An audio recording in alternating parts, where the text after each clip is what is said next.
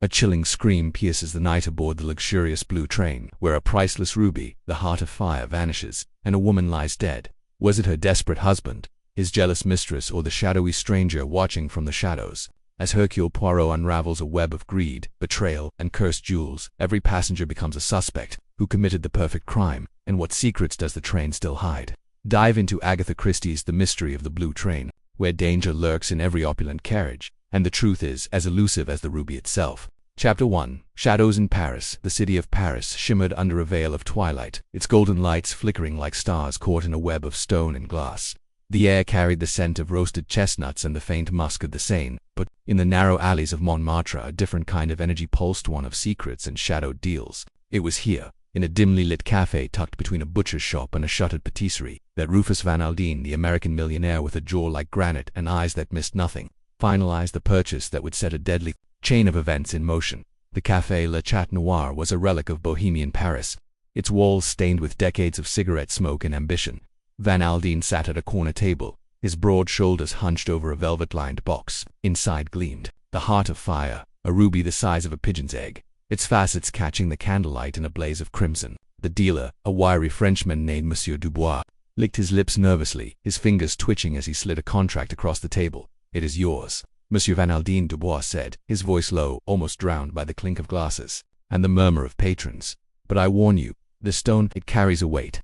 They say it belonged to Catherine the Great, and before her, to a Mughal emperor.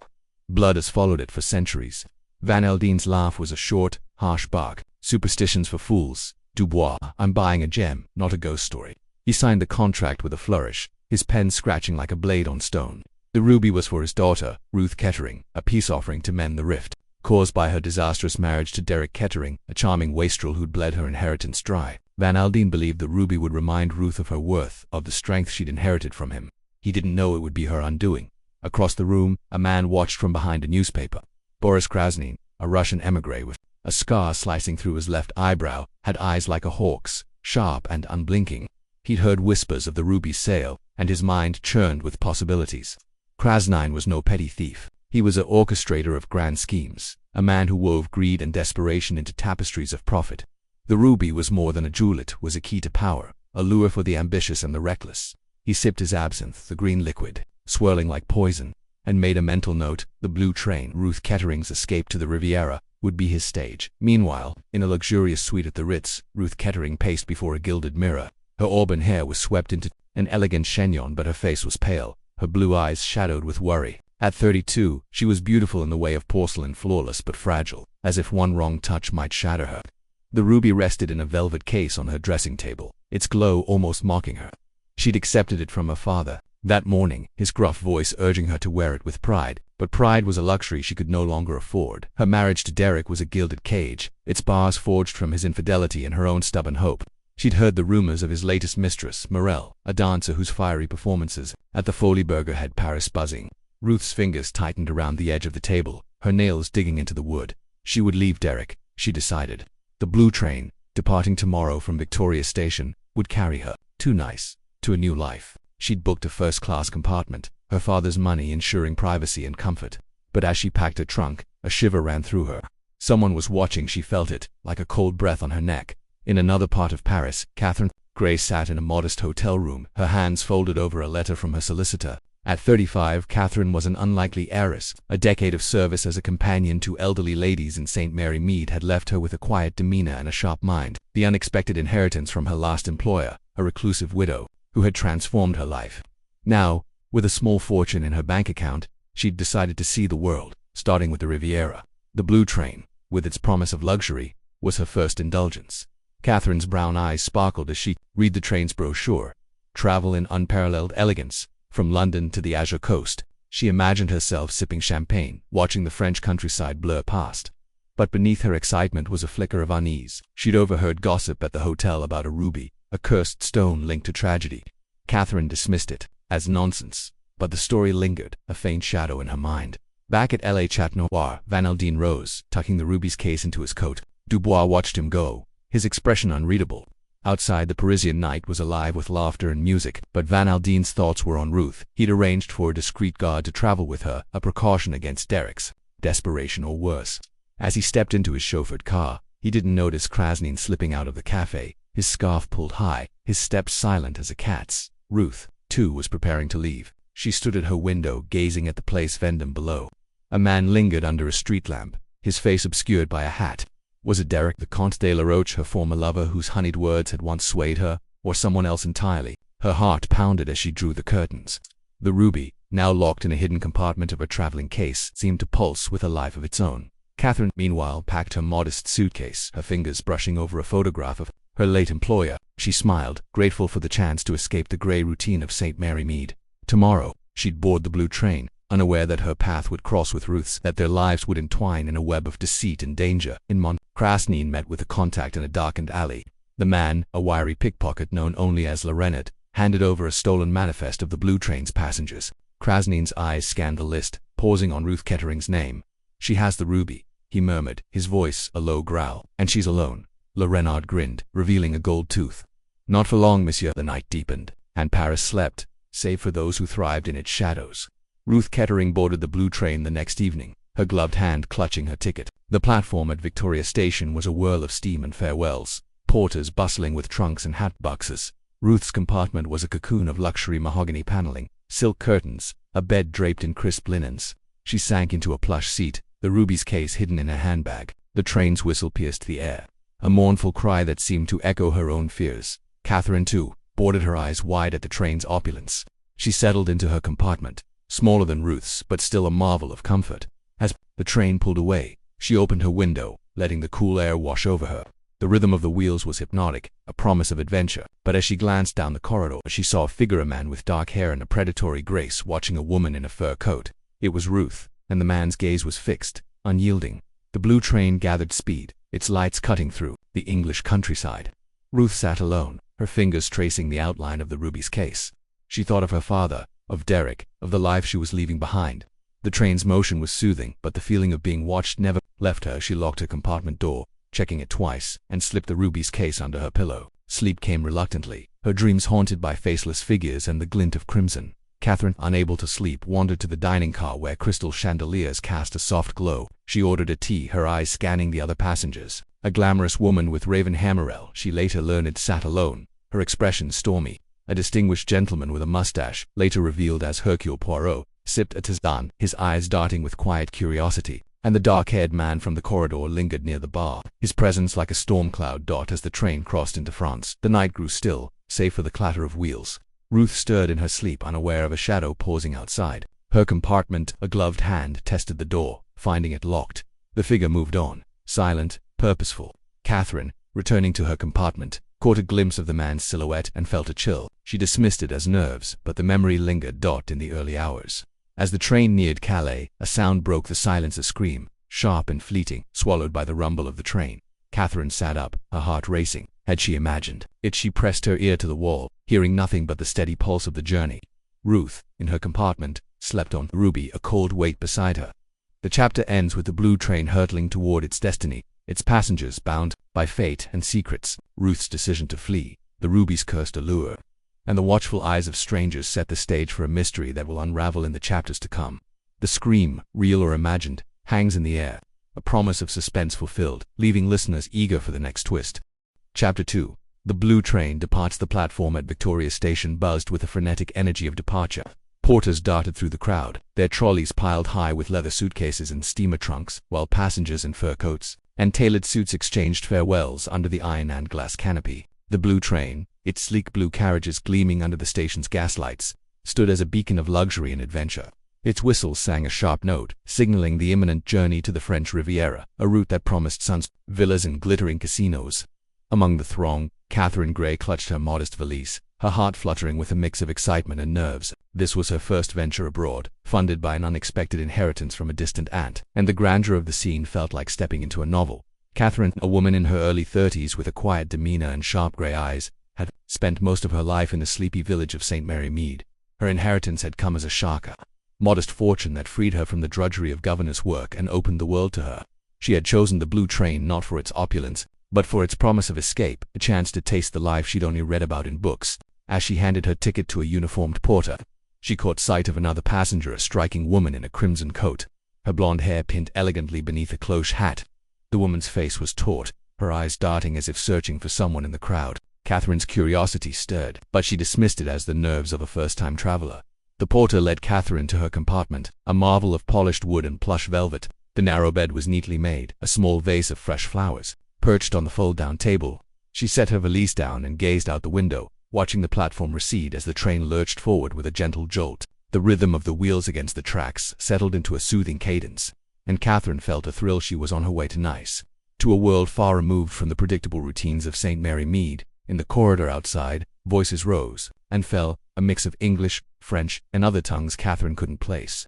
She stepped out to explore, her practical shoes clicking softly on the polished floor. The train's interior was a masterpiece of Art Deco elegance, gleaming brass fixtures, intricate marquetry, and deep blue curtains that swayed with the train's motion. She made her way to the dining car where passengers were already gathering for afternoon tea. The tables were set with crisp white linens, silver cutlery, and delicate china cups. Waiters in pristine uniforms glided between tables, balancing trays of scones and petit fours. At a table near the window sat the woman in the crimson coat. Up close, Catherine could see the strain in her features, her lips pressed into a thin line, her fingers twisting a silk handkerchief. The woman glanced up, catching Catherine's gaze, and offered a fleeting smile that didn't reach her eyes. Something about her seemed familiar, though Catherine couldn't place why. Before she could dwell on it, a man approached the woman's tabouret, tall, handsome figure with slicked back hair and a charming smile that seemed practiced. His tailored suit spoke of wealth, but his eyes held a restless edge. "Ruth, darling," he said, his voice smooth but laced with tension. "You're looking pale. Not having second thoughts about this little jaunt, are you?" The woman Ruth, Catherine noted, stiffened. "Don't start, Derek," she replied, her American accent sharp. "I'm here, aren't I? Let's leave it at that." Derek slid into the seat opposite her, his smile unwavering but his fingers drumming on the table. Catherine, seated a few tables away, couldn't help but overhear. She busied herself with her tea, trying not to seem nosy, but the couple's conversation drew her in. Ruth's voice dropped to a whisper, but Catherine caught fragments, something about a ruby, a deal gone wrong, and a name, Morel, spoken with venom. The tension between them crackled like static, and Catherine felt a pang of unease. She wasn't one for gossip, but this felt like more than a marital spat. As the tea service wound down, a new figure entered the dining car, a woman with dark, sultry eyes and a figure-hugging dress that turned heads. Her movements were theatrical, her laugh a touch too loud as she greeted a group of admirers at the bar. Catherine overheard a waiter murmur her name, Morel, a dancer of some renown, notorious for her tempestuous affairs. Morel's gaze swept the room, landing on Ruth and Derek. Her smile faltered, replaced by a flash of something colder, perhaps, or something darker. She sauntered over, her heels clicking like a metronome, and leaned down to whisper something to Derek. His face tightened, and Ruth's hand clenched around her teacup. Catherine averted her eyes, focusing on the passing countryside fields giving way to the grey sprawl of London's outskirts. But her thoughts kept drifting back to Ruth. There was something fragile about her, like a porcelain figure on the edge of a shelf.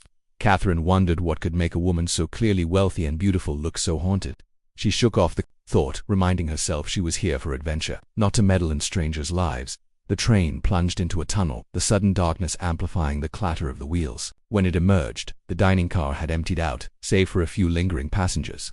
Ruth was gone, but Derek remained, now joined by Morel at his table. Their heads were bent close, their conversation hushed but intense. Catherine stood to return to her compartment, but as she passed their table, she caught a snippet of Morel's words. "If she thinks she can keep it, she's a fool. It's mine, Derek, and you know it." Catherine hurried back to her compartment, her mind racing. The it Morel referred to could be anything: money, affection, or something more tangible. She tried to dismiss it as idle drama, but the unease lingered, settling onto her bed. She pulled out a novel, hoping to lose herself in its pages, but the words blurred. The train's rhythm, once soothing, now felt relentless, carrying her toward something she couldn't name. Dinner evening was a grand affair. The dining car transformed into a glittering stage. Crystal chandeliers cast soft light over tables laden with roasted pheasant, creamy soups, and decadent desserts. Catherine, dressed in her best, a simple but elegant green dress, felt out of place among the furs and diamonds. She was seated across from an elderly French couple who chatted amiably about their villa in Nice, but her attention kept drifting to Ruth, who sat alone at a corner table. Ruth's crimson coat was gone, replaced by a sapphire blue gown that matched the train's livery. She toyed with her food, her eyes scanning the room as if expecting trouble. Halfway through the meal, a man approached Ruth's tabouret, a figure in a well-cut suit, his movements fluid and deliberate. He was older, perhaps in his 40s, with a sharp jawline and eyes that seemed to miss nothing. He bowed slightly, murmuring something that made Ruth's face pale. Catherine couldn't hear their words, but the man's presence seemed to unnerve Ruth further. He lingered only a moment before retreating to the bar, where he sipped a drink and watched the room with a predator's patience. Catherine's dinner. Companions noticed her distraction and followed her gaze.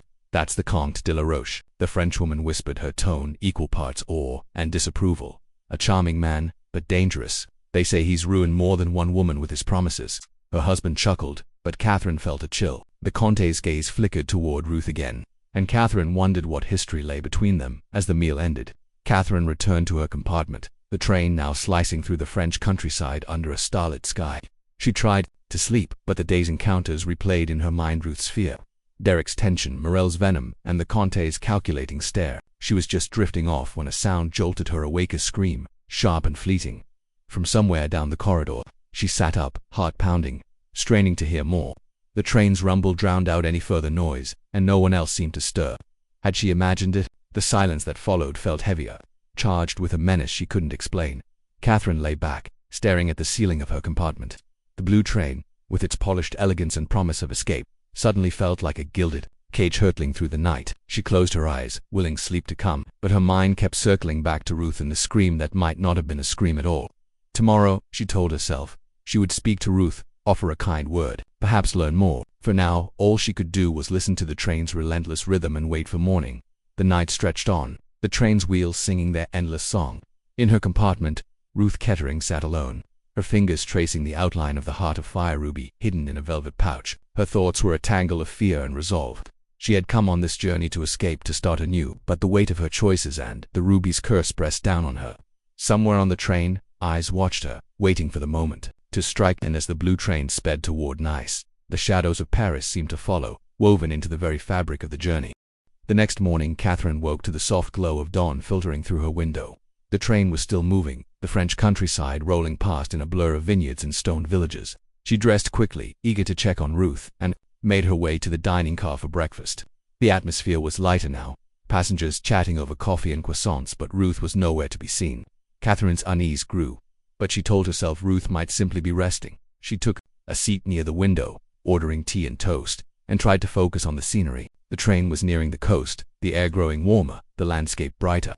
Yet her thoughts kept drifting to the previous night, the scream, the Comte's predatory gaze, Morel's hissed words. She was no detective, but something about the train felt wrong, as if the luxury masked a darker current. A waiter approached, his face polite but strained. "Mademoiselle Gray?" he asked, his voice low. Catherine nodded, surprised he knew her name. "A lady asked me to give you this," he said, handing her a folded note. Catherine opened it, her pulse quickening. The handwriting was elegant but hurried. "Meet me in the lounge car at 10. I need to talk. Ruth Kettering." Catherine glanced at her watch. 9:45. She finished her tea and headed to the lounge car, a spacious carriage with deep armchairs and panoramic windows. Ruth was already there, seated in a corner, her face pale but composed. She wore a simple gray dress now, the crimson coat nowhere in sight, and her hands were clasped tightly in her lap. "Thank you for coming," Ruth said as Catherine sat down. Her voice was low, almost a whisper. "I saw you watching yesterday. You seem kind. I don't know who else to trust." Catherine was taken aback. "I'm just a traveler, Mrs. Kettering, but if you need someone to listen, I'm here." Ruth's eyes darted to the door, then back to Catherine. "It's the ruby," she said, "the heart of fire. My father gave it to me, but it's brought nothing but trouble. Derek wants it to pay his debts. Morel thinks it's hers because of promises he made. And there's someone else, someone who knows too much." She hesitated, her fingers trembling. "Last night I heard someone outside my compartment. I think they're after it." Catherine leaned forward, her voice gentle. "Have you told anyone else?" "The conductor, perhaps." Ruth shook her head. "I can't trust the staff, not after what I overheard. Someone on this train is working with them, whoever they are." She reached into her purse and pulled out a small velvet pouch. "This is it," she said, opening it to reveal a ruby the size of a pigeon's egg, its deep red facets catching the light. "It's supposed to be priceless, but it feels like a curse." Catherine stared at the gem, mesmerized by its beauty and the weight of its history. "Why not lock it in the train safe?" she suggested. "I tried," Ruth said bitterly, "but Derek knows the combination, and I don't trust the staff not to be bribed. I'm telling you this because, if anything happens to me, you'll know why." Catherine's stomach twisted. "Don't say that, Mrs. Kettering. You're safe here, surrounded by people." Ruth's laugh was hollow. "Safe on this train. You don't know the half of it." She slipped the ruby back into its pouch and stood. "I've said too much. Just keep your eyes open, Miss Gray, and don't trust anyone." Before Catherine could respond, Ruth hurried out of the lounge car, leaving her alone with her thoughts. The ruby, Derek, Morel de Contit, was a puzzle with too many pieces, and Catherine felt out of her depth. She wasn't a sleuth, just a woman on holiday, but Ruth's fear was contagious. She resolved to stay alert, to watch for anything out of the ordinary. The day passed in a blur of scenic views and polite conversation with other passengers. Catherine tried to enjoy the journey, but Ruth's words hung over her like a storm cloud. She saw Derek in the bar car, laughing with a group of men, his charm masking the desperation she'd glimpsed yesterday. Morel was there too, draped over a wealthy-looking gentleman, her eyes flicking toward Derek with a mix of longing and resentment. The Comte de la Roche appeared briefly, his gaze lingering on Catherine for a moment too long before he vanished into another carriage. By evening, the train was deep in France, the Mediterranean coast drawing closer. Catherine returned to her compartment, locking the door behind her. She tried to read, but her mind wandered. The train's rhythm was hypnotic, lulling her into a restless doze. She was jolted awake by a sound, not a scream this time, but a soft thud, like something heavy falling nearby. She sat up, listening intently, but the sound didn't repeat. The clock on her table read midnight. Catherine slipped on her robe and opened her door, peering into the corridor. It was empty, the lights dimmed for the night. She hesitated, then stepped out, her slippers silent on the carpet. The train swayed, gently, the wheels clattering in their endless song. She moved toward Ruth's compartment, 2 doors down, and knocked softly. No answer. She knocked again, louder this time, but the silence was absolute. Unease turned to dread. Catherine returned to her compartment, her heart pounding. She told herself Ruth was asleep, that the thud was nothing, a dropped suitcase, a clumsy passenger.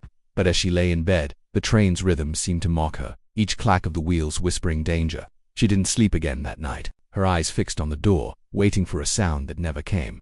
When morning arrived, the train pulled into Nice, its journey complete. Passengers disembarked, their voices bright with anticipation for the Riviera's pleasures. Catherine gathered her things, her eyes scanning the crowd for Ruth. She didn't see her, but she spotted Derek, his face pale and drawn, arguing with the conductor. Morel was nearby, her expression unreadable. The Comte de la Roche stood at the edge of the platform, lighting a cigarette, his eyes fixed on the train. Catherine's gaze drifted to Ruth's carriage, where a small crowd had gathered. A conductor was shouting in French, his voice urgent. She moved closer, her heart sinking as she caught the word "morty dead." The platform tilted beneath her and she gripped her valise for support. Ruth Kettering, the woman with the haunted eyes and the cursed ruby, was gone, and as the police swarmed the scene, Catherine knew the blue train's journey had taken a deadly turn, one that would unravel secrets far darker than she'd ever imagined. Chapter 3. A fateful encounter. The dining car of the blue train gleamed under the soft glow of crystal chandeliers, their light refracting off polished silverware and fine china, casting delicate prisms across the white tablecloths. The air was thick with the aroma of roasted pheasant, fresh-baked bread, and the faint tang of red wine, mingling with the low hum of conversation from the train's elite passengers. Catherine Gray, seated at a small table near the window, felt a quiet thrill at the opulence surrounding her. It was her first journey abroad, a bold step into a world far removed from the quiet routines of St. Mary Mead, and she savored every detail: the clink of glasses, the rustle of silk dresses, the rhythmic clatter of the train as it sped through the darkened countryside toward France. She adjusted the modest sapphire brooch pinned to her gray silk dress, a recent purchase made possible by the unexpected inheritance that had transformed her life. At 33, Catherine was neither young nor old, neither plain nor striking, but her clear gray eyes held a sharpness that missed little. She scanned the dining car, noting the passengers: a portly businessman engrossed in his newspaper, a stylish couple whispering intimately, and a solitary woman at a corner table, her face half hidden by a wide-brimmed hat. The woman's posture, tense yet regal, drew Catherine's attention. There was something familiar about her, though Catherine couldn't place why. The waiter approached, a young man with slicked-back hair and a deferential smile, offering a menu. "Madame, may I recommend the sole moynier? It is exquisite tonight," he said in accented English. Catherine nodded, ordering the fish and a glass of white wine, her thoughts drifting to the journey ahead. Nice, with its sun-drenched coast and glamorous villas, seemed a world away from her modest past as a governess. She wondered if she would find the courage to embrace this new chapter of her life, or if she would retreat to the safety of familiarity.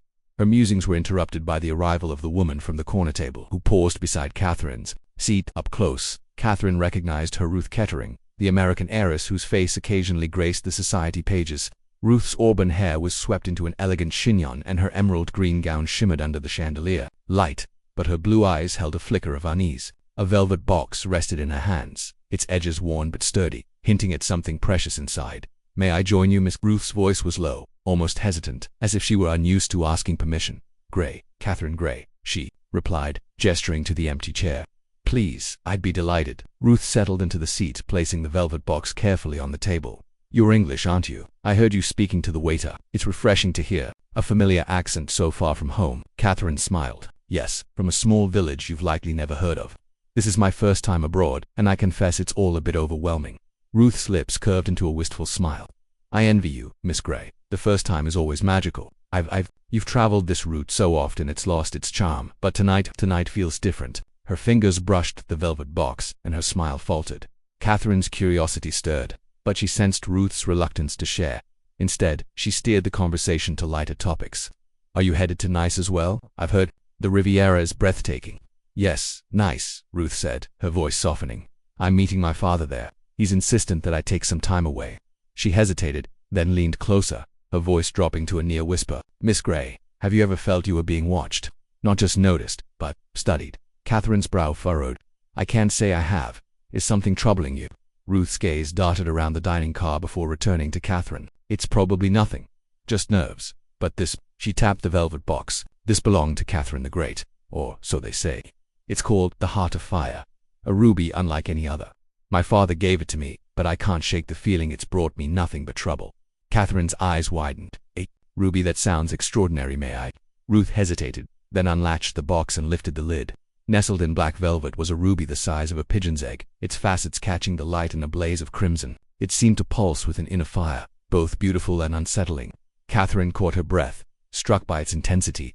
It's stunning, she murmured. But you said it's brought trouble. Ruth snapped the box shut, her movements sharp. It's cursed, or so the stories go. Every owner has met a bad end, murder, betrayal, madness. I didn't believe it at first, but now, she trailed off, her eyes fixed on a point across the dining car.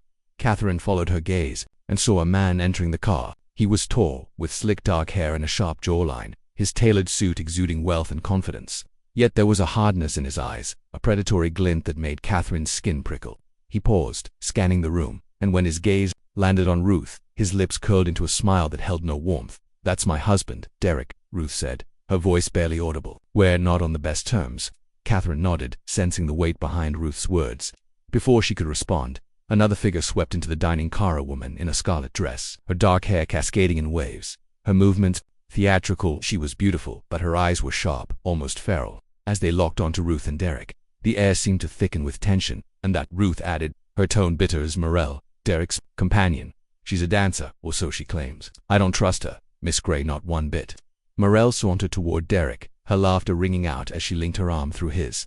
Derek's smile tightened, and he murmured something to her, but his eyes flicked back to Ruth, lingering on the velvet box. Catherine watched the interplay, her mind racing. There was a story here, one of jealousy, greed, or perhaps something darker. The dinner progressed, with Ruth sharing snippets of her life, her father's wealth, her crumbling marriage, her longing for freedom. Catherine listened, offering quiet sympathy, but her eyes kept drifting to Derek and Morel, now seated at a nearby table. Morel's laughter was too loud, her gestures too animated, as if she were performing for an audience.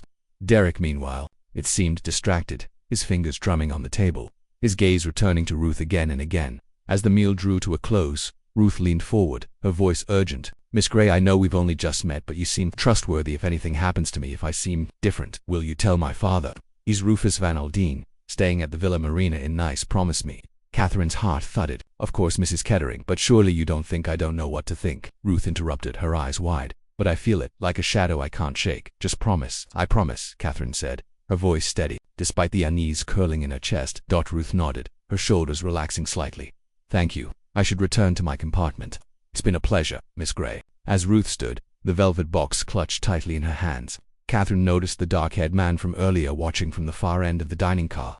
His face was unreadable, but his eyes followed Ruth with an intensity that made Catherine's stomach twist. She made a mental note to mention him to Ruth later, if the opportunity arose.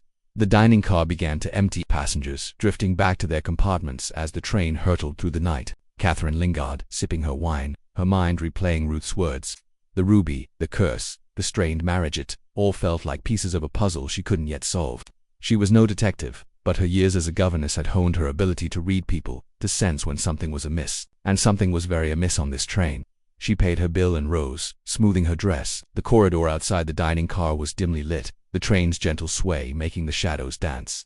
As she approached her compartment, she heard raised voices from a nearby door. Ruth's, she realized, recognizing the low, urgent tone. "You can't keep doing this, Derek." Ruth's voice was sharp-edged with fear. "I won't let you ruin me."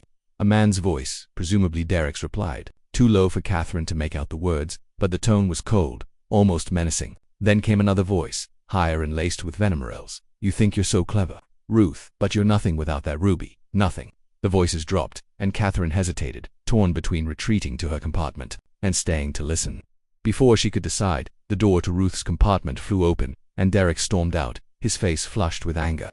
He didn't notice Catherine, his footsteps heavy as he strode down the corridor. Morel followed a moment later, her scarlet dress a stark contrast against the muted tones of the train's interior. She paused, her eyes meeting Catherine's for a fleeting second, and Catherine felt a chill at the raw hostility in her gaze. Then, Morel was gone, her heels clicking against the floor. The corridor fell silent save for the steady rhythm of the train. Catherine stood frozen, her heart pounding. She glanced at Ruth's door, now closed, and considered knocking, but something held her back.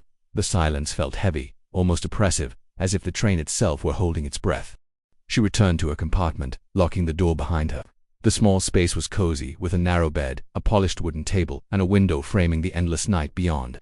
Catherine sat, her mind racing. Ruth's fear, Derek's anger, Morel's venom, the mysterious watcher, all swirled together, a tangle of motives and secrets. She pulled a notebook from her bag, a habit from her governess days, and began jotting down what she'd seen and heard, determined to make sense of it. As she wrote, the train's rhythm lulled her, but the unease lingered. She glanced at the door, half expecting a knock, a cry, or worse.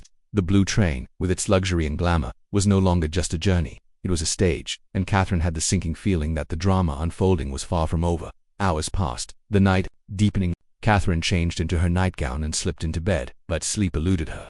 She kept replaying Ruth's words, the ruby's fiery glow, the tension in the dining car. She thought of the dark-haired man, his silent scrutiny, and wondered who he was, a passenger, a thief, or something more sinister. The train's whistle pierced the night, a mournful sound that sent a shiver down her spine. She rose, unable to rest, and moved to the window. The countryside was a blur of shadows, the occasional light of a distant village flickering like a star. She pressed her forehead against the cool glass, trying to calm her racing thoughts. That's when she heard it, a faint thud, followed by an eerie silence. It came from the direction of Ruth's compartment, just a few doors down. Catherine's breath caught. She grabbed her dressing gown, slipping it over her shoulders, and stepped into the corridor. The train was quiet now, most passengers asleep, the only sound the steady clatter of wheels on tracks. She crept toward Ruth's door, her heart hammering. She raised her hand to knock, then hesitated. What if she was overreacting? What if it was nothing but the memory of Ruth's fear? The ruby's curse and the hostile glances in the dining car pushed her forward. She knocked softly, then again, louder. No answer. She tried the handle, but the door was locked. The silence was deafening, broken only by the distant hum of the train. Double quotes, Mrs. Kettering, she whispered, pressing her ear to the door. Nothing. Catherine's unease grew into dread. She glanced up and down the corridor, half expecting to see the dark-haired man or Morel lurking in the shadows. The corridor was empty, but the weight of her promise to Ruth pressed heavily on her. Something was wrong, she could feel it in her bones. She returned to her compartment, her mind made up. Tomorrow, when the train reached Nice, she would find Rufus Van Aldine and tell him everything. The ruby, the argument, the watcher. She would leave nothing out. As she lay back in bed, the train's rhythm seemed to mock her, each clatter whispering danger, danger, danger. The night stretched on, endless and foreboding, and Catherine knew that whatever lay ahead, the blue train was carrying them all toward a reckoning. Chapter 4. The silent carriage. The first rays of dawn crept through the heavy velvet curtains of the blue train, casting long slanting shadows across the polished wood of the carriage corridors. The rhythmic clatter of the wheels had lulled most passengers into a restless sleep, but now, as the train approached Nice, a quiet anticipation stirred. Attendants moved briskly, their polished shoes tapping softly against the carpeted floors, preparing breakfast trays and folding linens with practiced efficiency. The air was thick with the scent of fresh coffee and the faint, lingering perfume of the night before, a mix of jasmine, cigar smoke, and the metallic tang of anticipation. Catherine Gray awoke early, her mind still tangled with the events of the previous evening. She had retired to her compartment after dinner, her conversation with Ruth Kettering replaying in her thoughts. Ruth's pale face, her nervous glances, and the way her fingers had clutched the velvet pouch containing the heart of fire. Ruby, it all felt like a warning Catherine hadn't fully heeded. She sat up in her narrow berth, the crisp linen sheets cool against her skin, and peered out the window. The Mediterranean coastline was just coming into view, its azure waters glinting under the rising sun. The beauty of it was almost jarring, a stark contrast to the unease knotting her stomach. She dressed quickly, choosing a simple navy frock that felt practical yet elegant, and made her way to the dining car. The train was slowing now, the brakes emitting a soft, high-pitched whine as it approached the station. Passengers were stirring, their voices a low hum as they gathered their belongings or exchanged polite pleasantries. Catherine passed a young couple, their faces flushed with excitement as they discussed their plans, and an elderly gentleman reading a newspaper, his monocle glinting in the light. The normalcy of it all felt surreal, as though the train were a world unto itself, untouched by the shadows Ruth had hinted at last night in the dining car. The tables were set with pristine white cloths, silver cutlery gleaming under the chandelier. A few early risers sipped coffee or nibbled on croissants, but the car was quieter than it had been at dinner. Catherine took a seat near the window, her eyes scanning the room for Ruth. She had half expected to see her friend, though. Could she'll call her a friend after just one evening? Already there, perhaps seeking solace in the bustle of the morning. But Ruth's absence was conspicuous, a void that tugged at Catherine's nerves. "May I bring you something, mademoiselle?" an attendant asked, his French accent smooth and professional. "Just tea, please," Catherine replied, her voice softer than she intended. The attendant nodded and retreated, leaving her to her thoughts. She couldn't shake the memory of the argument she'd overheard as she left Ruth's compartment last night. The voices had been low, heated, and unmistakably tense. Ruth's sharp and trembling. The other, deeper, masculine, but too muffled to identify. Then, that eerie silence, broken only by the creak of the train and the distant clink of glasses. In the dining car, had it been Derek Kettering, Ruth's estranged husband, or someone else entirely? Her tea arrived, steaming gently in a delicate porcelain cup, and Catherine sipped it slowly, her gaze drifting to the window. The train had come to a full stop now, the platform at nice bustling with porters and passengers disembarking. She watched as a family gathered their luggage, a mother fussing over her children's scarves, and a man in a sharp suit tipped his hat to a station attendant. Everything seemed so ordinary, so untouched by the unease that gnawed at her. Then, a commotion broke her reverie. A guard, his uniform slightly askew, hurried through the dining car, his face pale and his eyes wide with something like panic. He muttered something to another attendant, who gasped and followed him toward the sleeping cars. Catherine's heart quickened. She set down her cup, the porcelain clinking softly against the saucer, and rose to her feet, her curiosity overriding her caution. She followed the guard at a discreet distance, weaving through the narrow corridor of the sleeping car. Other passengers were emerging from their compartments, their faces a mix of confusion and irritation at the disturbance. A woman in a silk dressing gown clutched her husband's arm, whispering, "What's happening?" A man in a tweed suit grumbled about delays, his voice carrying down the hall. Catherine kept her eyes on the guard, who stopped abruptly at a compartment near the end of the carriage. Ruth Kettering's compartment. The door was ajar. The guard hesitated before knocking sharply. "Madame Kettering." "Madame, we have arrived in Nice. May I assist you with your luggage?" His voice was polite but strained, and there was no answer. He knocked again, louder this time, and when silence persisted, he pushed the door open. Catherine, standing a few feet away, caught a glimpse inside before the guard's broad shoulders blocked her view. The compartment was dimly lit, the curtains still drawn, but something was wrong, terribly wrong. The air felt heavy, oppressive, and the guard's sudden gasp confirmed her worst fears. He stumbled back, his hand flying to his mouth, and turned to the attendant behind him. "Mon Dieu," he whispered, his voice trembling. She's dead." The words hit Catherine like a physical blow. She froze, her breath catching in her throat as the corridor seemed to tilt around her. Dead. Ruth. It couldn't be. She took a step forward, her instincts urging her to see for herself. But the guard held up a hand, his face ashen. "Double quotes, mademoiselle. Please, stay back," he said, his voice firm, despite the tremor in it. This is not for you to see." But Catherine had already glimpsed enough. Ruth's body lay slumped against the berth, her head tilted at an unnatural angle, her face her face disfigured by a brutal, crushing blow. Blood had pooled beneath her, staining the pristine sheets, and her eyes, wide open, stared blankly at the ceiling. The velvet pouch that had held the heart of fire was gone, a telltale tear in the fabric of her dressing gown suggesting it had been ripped away. The corridor erupted into chaos. Passengers crowded closer, their voices rising in a cacophony of shock and fear. The woman in the silk gown screamed, her husband pulling her back, while the man in the tweed suit demanded to know what was happening. The guard barked orders, trying to restore calm, but his own panic was evident. Catherine backed away, her hand pressed to her chest, her mind racing. Ruth, so vibrant and alive last night, was gone, murdered it seemed, for the ruby she had feared would bring her ruin. She stumbled back to the dining car, her legs unsteady, and sank into her seat. The tea was cold now, the cup abandoned on the table. Her thoughts were a jumble, fragments of their conversation flashing through her mind. Ruth's fear of Derek, her mention of the ruby's curse, the mysterious man Catherine had seen watching her. Had he been the one arguing with Ruth last night? Or was it Derek, whose financial ruin and infidelity made him the obvious suspect? And where was the heart of fire? Stolen, clearly, but by whom? The train's whistle blew, a mournful sound that seemed to echo the weight of the moment. The passengers were being herded off the train now, their luggage hastily gathered. As the police were summoned, Catherine remained in her seat, her hands clasped tightly in her lap, trying to make sense of it all. She thought of Ruth's words in the dining car, her voice low and urgent. "It's cursed, Catherine. They say it brings death to anyone who possesses it." Had Ruth believed in the curse, or had she known someone was after her? Catherine's mind churned, her practical nature wrestling with the horror of what she'd seen. A shadow fell across her table, and she looked up to see a man standing there, his face grave but composed. He was short, with a neatly trimmed mustache and sharp, intelligent eyes that seemed to take in everything at once. His suit was immaculate, his posture precise, and there was an air of quiet authority about him. "Mademoiselle," he said, his voice accented with a faint Belgian lilt, "you seem troubled. May I be of assistance?" Catherine blinked, caught off guard. I'm not sure," she stammered. "There's been a terrible thing, Mrs. Kettering. She's been found dead." The man's eyes narrowed slightly, but his expression remained calm. "Yes, I have heard. A most tragic affair. Permit me to introduce myself. I am Hercule Poirot, a detective of some repute. And you, mademoiselle, are Catherine Gray," she replied, her voice steadier now.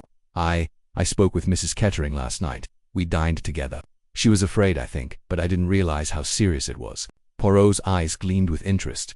"Afraid, you say? This is most significant. Would you be so kind as to share what you know? The smallest detail may be of great importance." Catherine hesitated, her practical mind urging caution, but there was something about Poirot's demeanor, his quiet confidence, his piercing gaze that inspired trust. She recounted their conversation, Ruth's fears about her husband and the ruby, the mysterious man she'd seen watching, and the argument she'd overheard. Poirot listened intently, his head tilted slightly, his fingers steepled under his chin. "Most interesting," he murmured when she finished. "You have the gift of observation, Mademoiselle Gray. This ruby, the heart of fire, it is missing, I presume." Catherine nodded. "The pouch was gone. I saw it last night. In her hand. Someone must have taken it." "Indeed," Poirot said, his voice low. "And yet, a ruby of such value does not vanish without purpose. Tell me, mademoiselle, did you notice anything else? A sound, a movement, perhaps something out of place?" Catherine thought back, her brow furrowing. "There was a cigarette case, I think on the floor of her compartment. I only saw it for a moment before the guard blocked my view, and the window, it was open, just a crack. But there was a strange mark on the frame, like a scratch or a smudge." Poirot's mustache twitched, a faint smile playing at the corners of his mouth. "Excellent, you have the makings of a detective, mademoiselle. These details, they are the threads of the tapestry we must weave. I shall examine the scene myself, but I ask that you remain vigilant. The murderer is likely still among us, and they will not take kindly to your keen eyes." Catherine shivered, the weight of his words settling over her. You think the killer is still on the train?" "Most assuredly," Poirot said, his tone grave. "A crime such as this is not the work of a stranger who flees into the night. It is planned, deliberate, and the one who committed it walks among us, hiding behind a mask of innocence." The dining car was emptying now, passengers filing out. As the police arrived, their boots heavy on the platform outside, Catherine glanced out the window, watching as uniformed officers boarded the train, their faces stern. The guard who had found Ruth was speaking to them, gesturing frantically toward the sleeping car. The air was thick with tension. The once luxurious blue train now a stage for tragedy. Poirot rose, adjusting his tie with a precise flick of his fingers. "I must speak with the authorities, mademoiselle, but I shall seek you out again. Your observations are invaluable, and I sense you have a role to play in unraveling this mystery.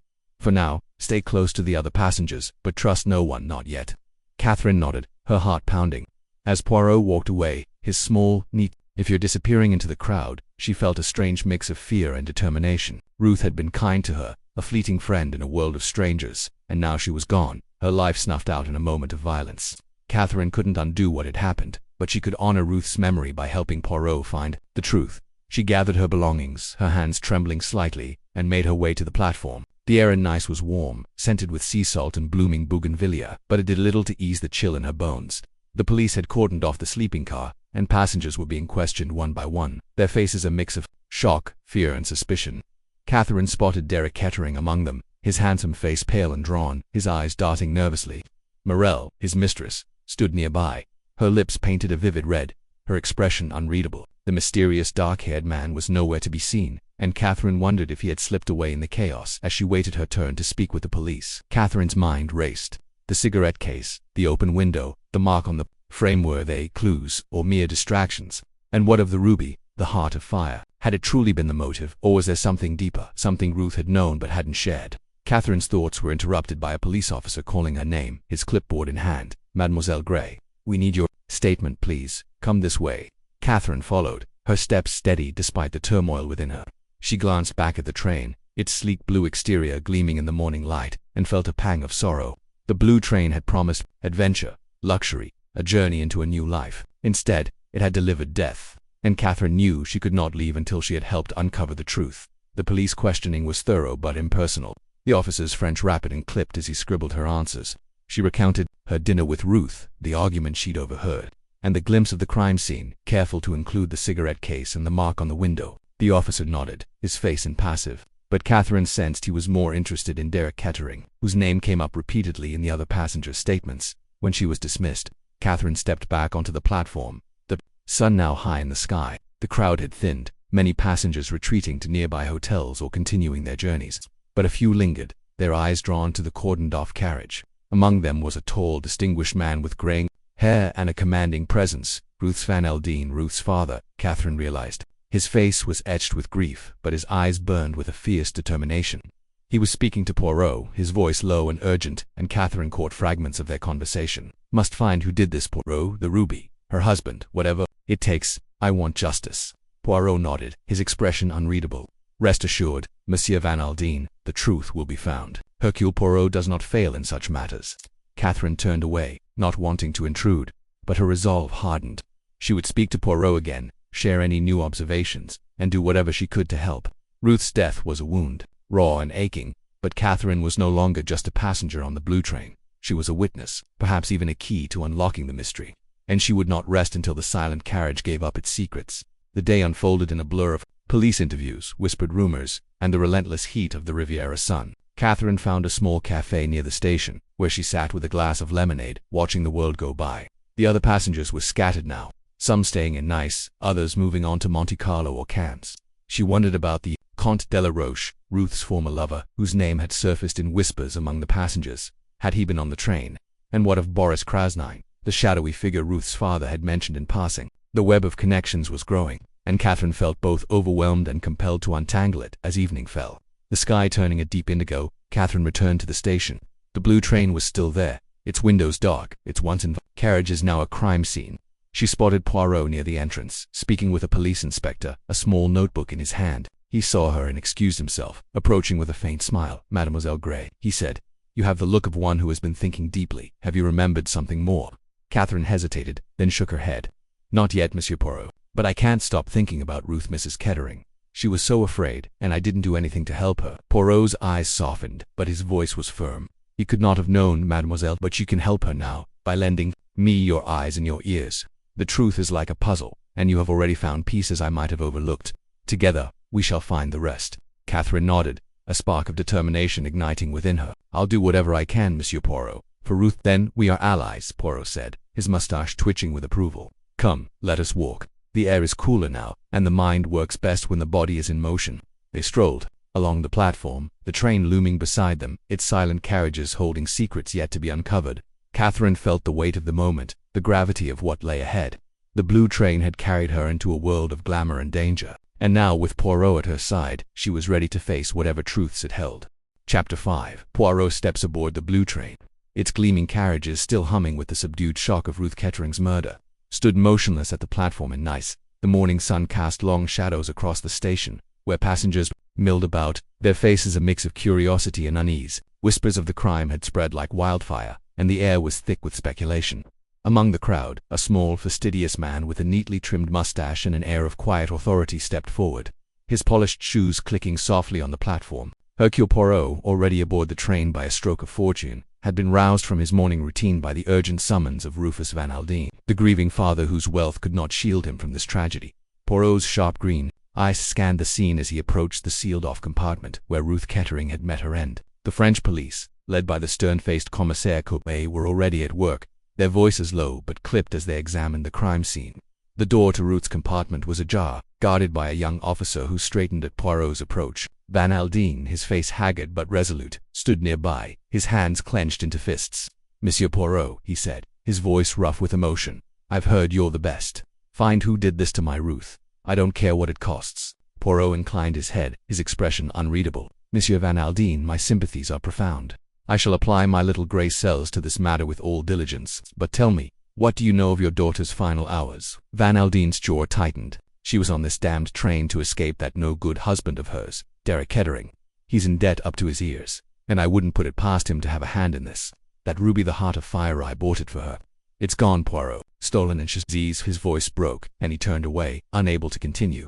Poirot's gaze softened for a moment, but his mind was already racing. He stepped into the compartment, his movements precise, almost delicate, as if he feared disturbing the very air. The scene was grim. Ruth's body had been removed, but the bloodstains on the plush carpet and the disarray of her belongings told a story of violence. A single cigarette case, silver and engraved with the initials DK, lay abandoned near the berth. Poirot crouched, his gloved fingers hovering over it without touching. Curio, he murmured, a man so careless with his possessions, or perhaps not so careless.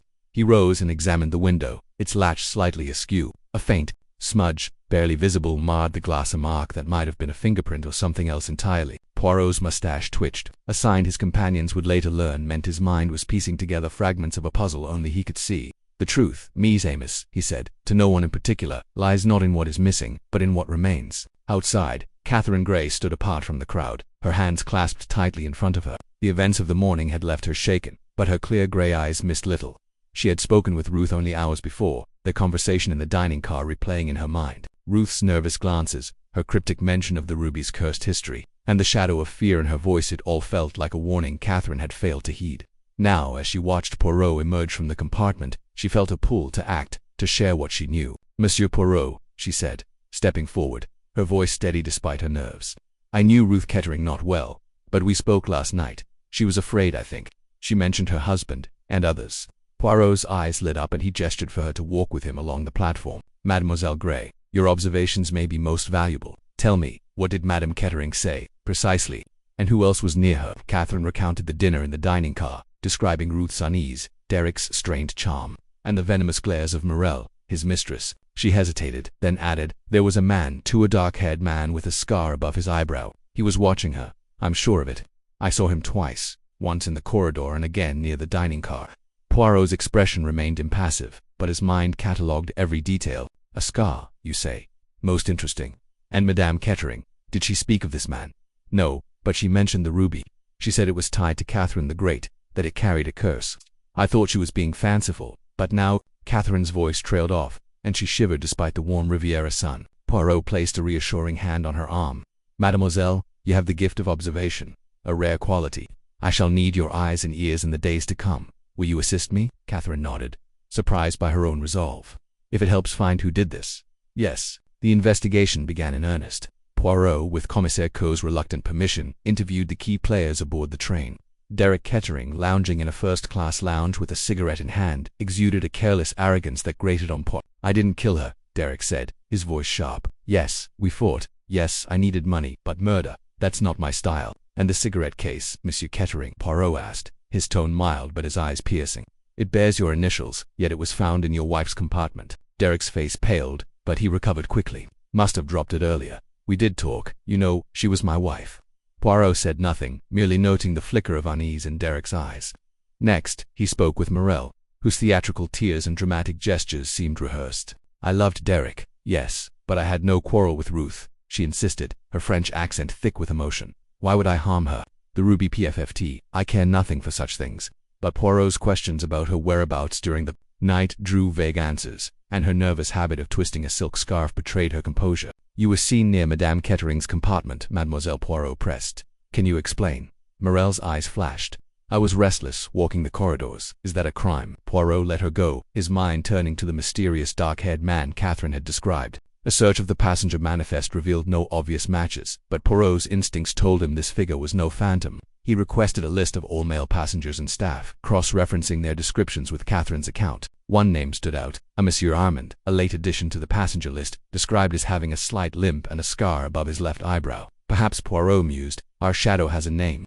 As the day wore on, Poirot returned to the crime scene, this time with a magnifying glass and a small notebook. He examined the carpet, the berth, the walls, searching for what others had overlooked.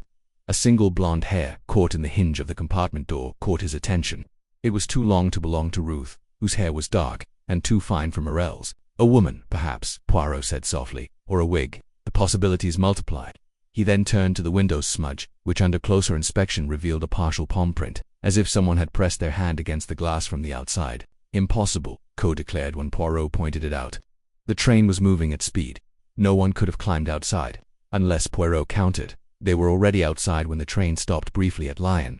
The timetable. Commissaire, may I see it? Coe handed over the schedule, and Poirot's finger traced the stops. Calais, Paris, Lyon, Nice. A brief pause at Lyon. Yes, enough time, perhaps, for someone to slip outside, to tamper with a window, to leave a mark. Coe scoffed, but Poirot was undeterred. He interviewed the train's staff, focusing on the night porter who had patrolled the first-class carriages. The porter, a nervous young man named Pierre, admitted to seeing a figure near Ruth's compartment around midnight but claimed it was too dark to make out details.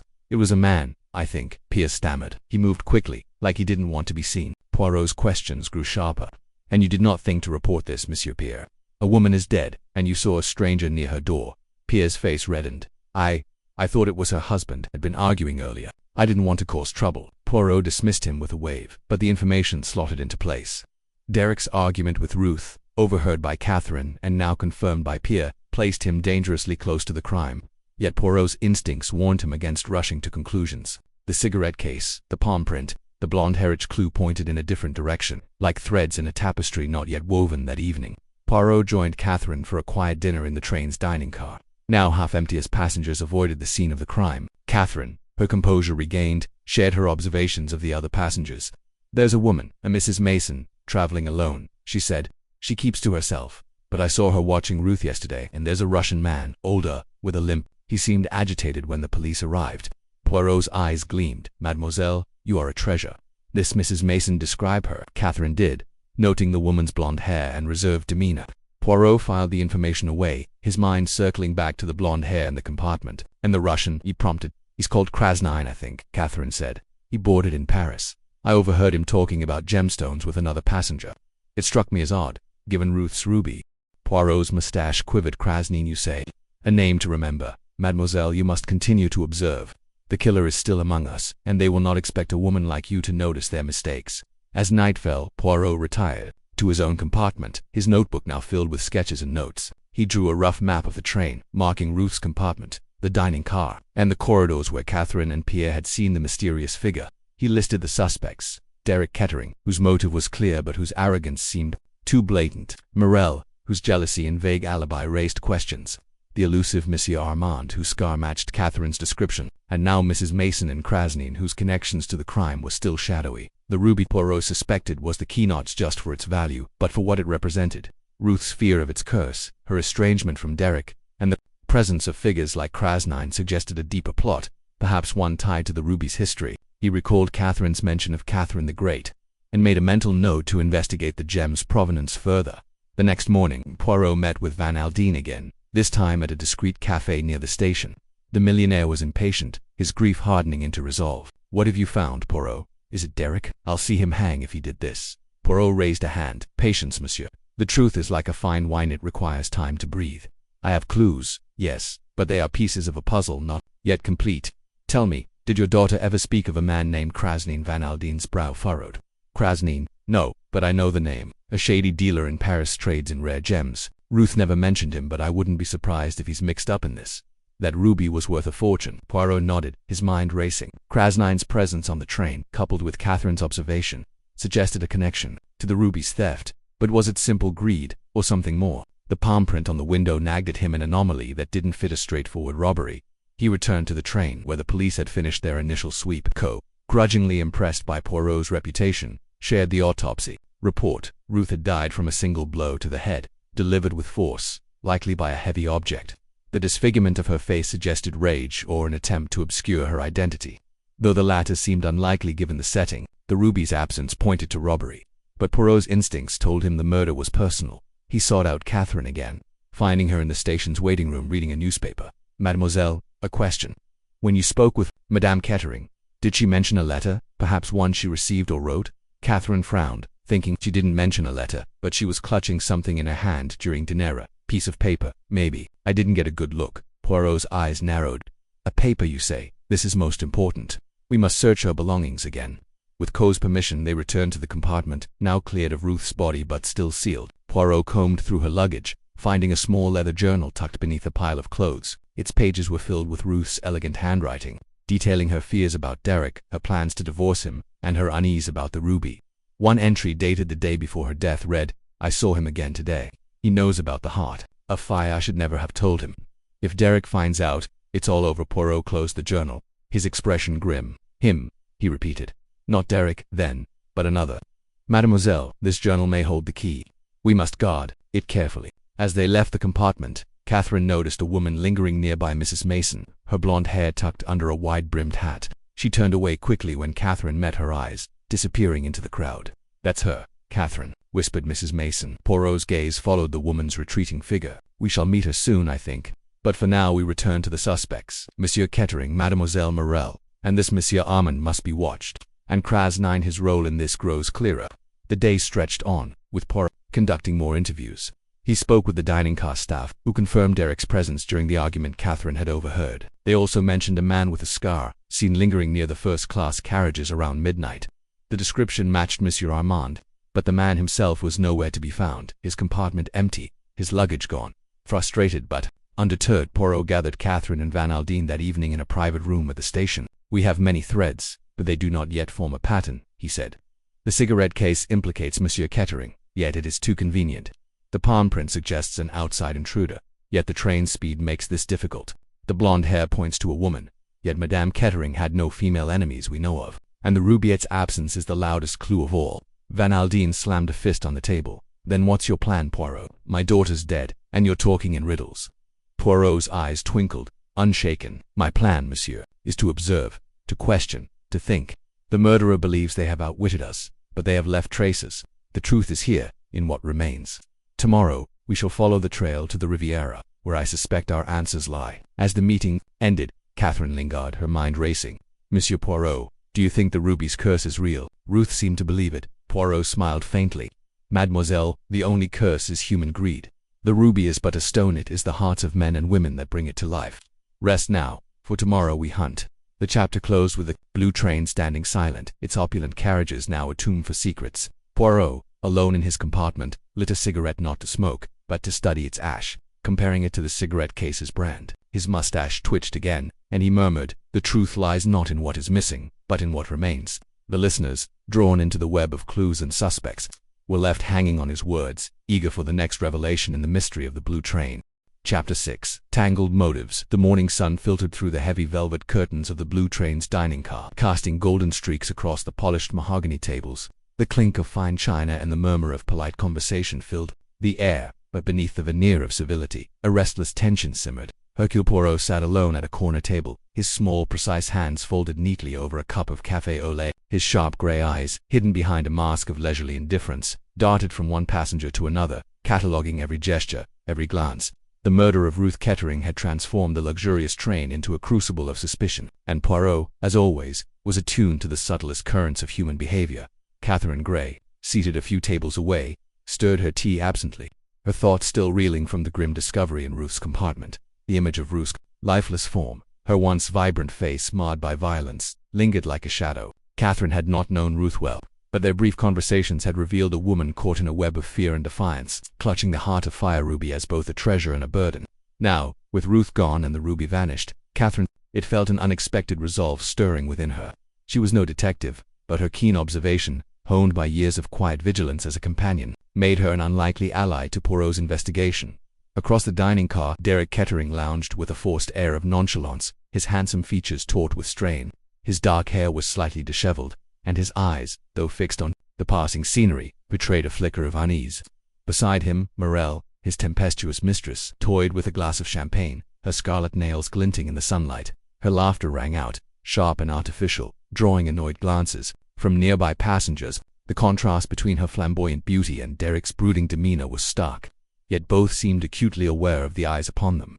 The other passengers whispered, their gazes shifting between the couple and the empty seat where Ruth had dined the previous evening. Poirot's attention, however, was drawn to a new figure, the Comte de la Roche, a man whose polished charm and aristocratic bearing made him a standout even among the train's elite clientele. The Comte, with his sleek black hair and tailored suit, moved with the grace of a panther, his smile disarming yet calculated. He had been Ruth's lover years ago, before her marriage to Derek, and his presence on the blue train was no coincidence. Poirot's mustache twitched slightly as he noted the Comte's brief, almost imperceptible glance toward Catherine. Was it curiosity or something more sinister? The dining car's atmosphere grew heavier as breakfast concluded. Passengers drifted back to their compartments, their conversations hushed, as if the very walls of the train might carry their secrets to the wrong ears. Poirot rose, his movements deliberate, and approached Catherine's table. "Mademoiselle Gray," he said, his voice low and melodic, "may I have a word?" Catherine looked up, startled but composed. "Of course, Monsieur Poirot." They stepped into the corridor, where the rhythmic clatter of the train's wheels provided a steady backdrop. Poirot's eyes gleamed with purpose. "You have a gift, mademoiselle, for seeing what others miss. Tell me, what did you observe last night, after the dinner service?" Catherine hesitated, her mind replaying the evening. Ruth was uneasy. She spoke of the ruby, its history. She said it had belonged to Catherine the Great, that it was said to bring misfortune to its owners. I thought she was being fanciful, but there was real fear in her eyes. And then, later, I heard voices in argument, I think, from her compartment. I couldn't make out the words, but one voice was hers, and the other I don't know. It was low, almost a growl. Poirot nodded, his expression unreadable. And this argument, it was heated. "Yes," Catherine said. It stopped abruptly, and then there was silence. I thought perhaps they'd resolved it, but now her voice trailed off, the weight of Ruth's fate settling over her. "You have done well to tell me this," Poirot said, his tone reassuring. "The smallest detail, mademoiselle, may be the key to unlocking this tragedy. I ask you to remain vigilant. The murderer is still among us, and they will not hesitate to strike again if threatened." Catherine shivered, though the corridor was warm. "Do you think it was about the ruby, that someone killed her for it?" Poirot tilted his head, his eyes narrowing. "The ruby is a motive, yes, but not the only one. Greed, jealousy, revenge, these are the threads of a tangled web. We must unravel them carefully." As Poirot returned to his compartment, his mind was already at work, piecing together the fragments of the puzzle. Derek Kettering, with his mounting debts and failing marriage, had every reason to want Ruth out of the way. The Heart of Fire would have fetched a fortune, enough to clear his obligations and secure his future with Morel. Yet Derek's demeanor, while guarded, lacked the cold calculation of a murderer.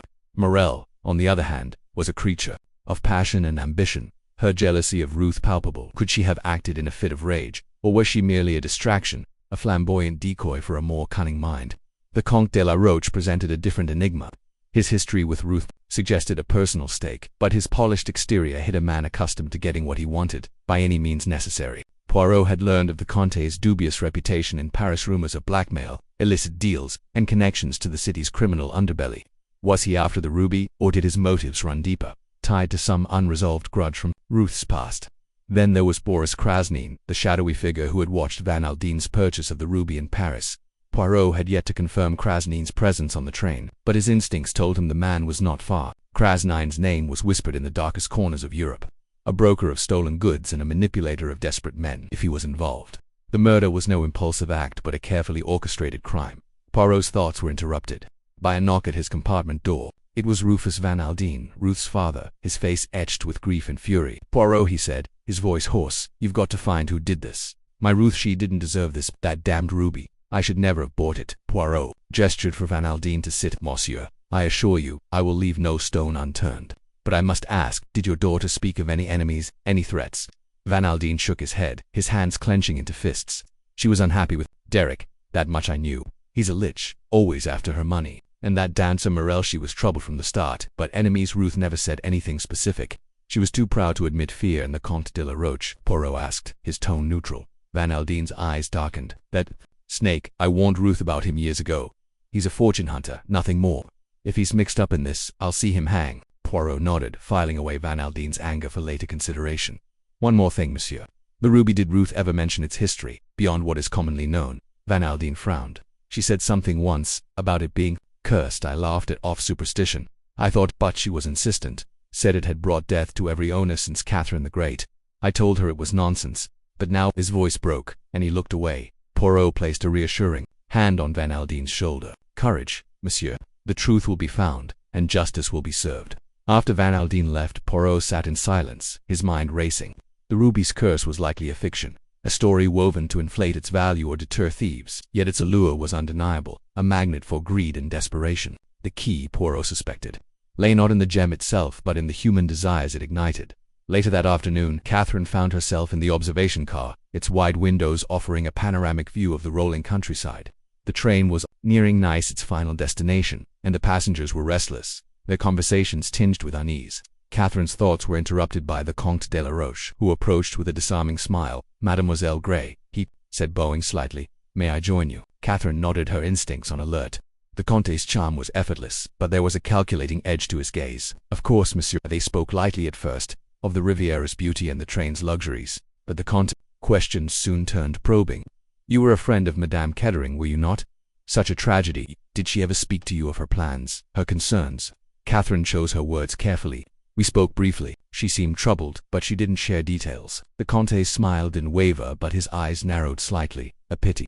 She was a woman of secrets, Nan, perhaps too many." Before Catherine could respond, a shadow fell across the table. It was Morel, her expression a mix of disdain and curiosity. "Comte," she said, her voice dripping with venom, "I didn't expect to find you here, consorting with companions." The Comte's smile tightened. "Mademoiselle Morel, always a pleasure. I was merely offering my condolences to Mademoiselle Gray."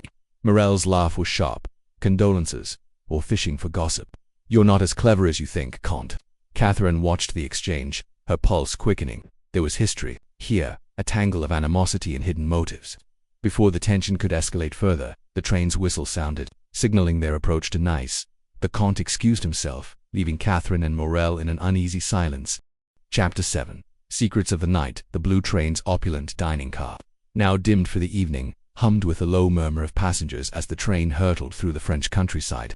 The clink of crystal glasses and the soft rustle of silk dresses filled the air, but beneath the veneer of elegance, an undercurrent of tension pulsed. Catherine Gray sat at a small table near the window, her eyes scanning the room, her mind replaying the cryptic conversation she'd overheard the previous night, an argument in Ruth Kettering's compartment, cut short by an unsettling silence. The memory gnawed at her, and though she tried to focus on the delicate salmon soufflé before her, her thoughts kept drifting to the ruby, the heart of fire, and Ruth's whispered fears about its curse. Across the car, Hercule Poirot sat, alone, his neat mustache twitching slightly as he sipped a glass of Burgundy. His sharp eyes darted from one passenger to another, cataloguing their gestures, their glances, their lies. He had agreed to Rufus Van Aldine's plea to investigate Ruth's murder, but his presence on the train was no mere coincidence. Poirot had been traveling to the Riviera for a brief respite when the crime occurred, and now, with a murderer among them, his holiday was forgotten.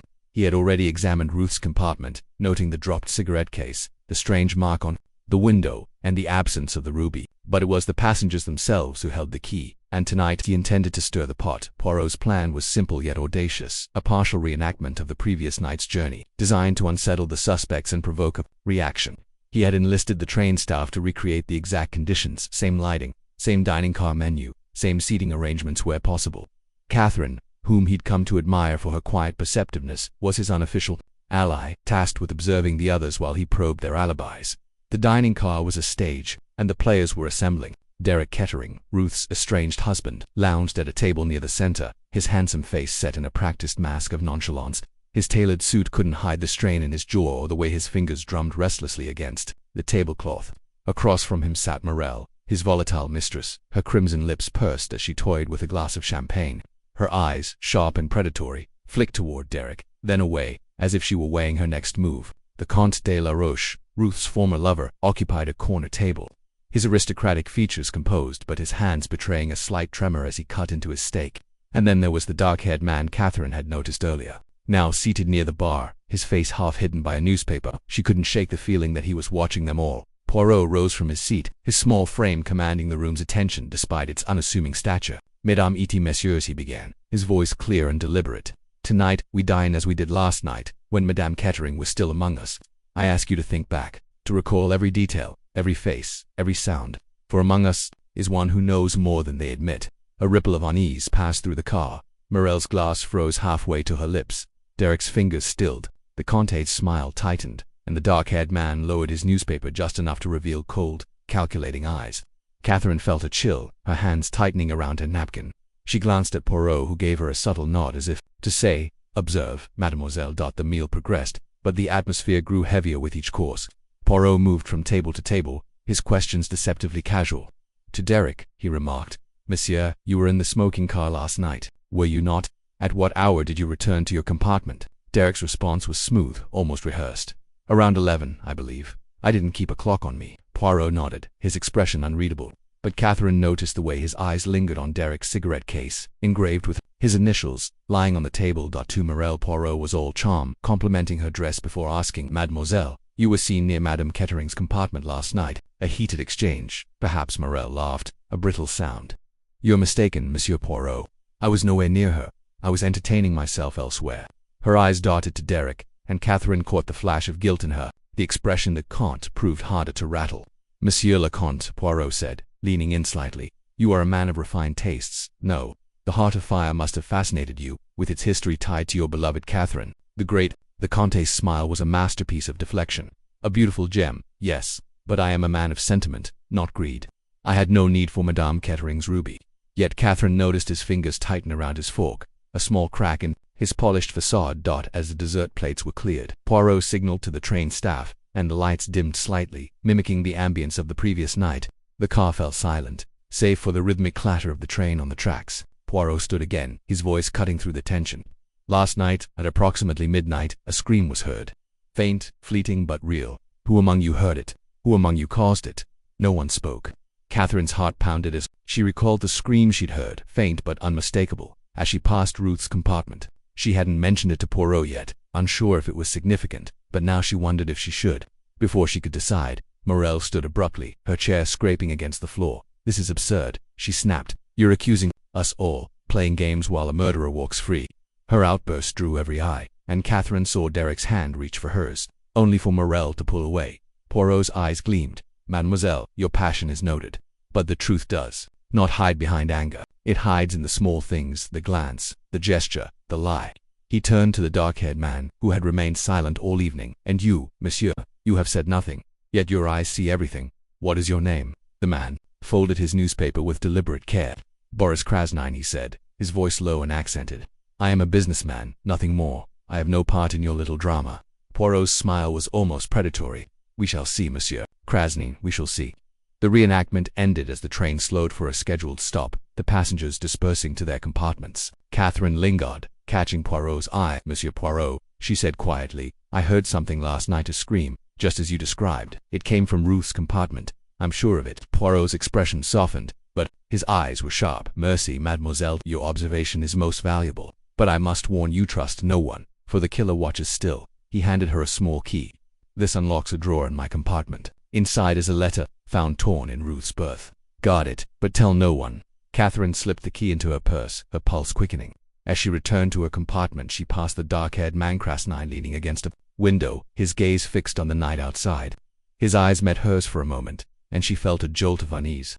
Was he the shadowy figure she'd seen watching Ruth, or was he merely another piece in Poirot's puzzle? Back in her compartment, Catherine locked the door and sat on the edge of her berth, the key heavy in her hand. She couldn't shake the feeling that the reenactment had stirred something dangerous, that the murderer had been in that dining car, watching, waiting. The torn letter Poirot mentioned, could it hold the key to the ruby's theft, or to Ruth's death?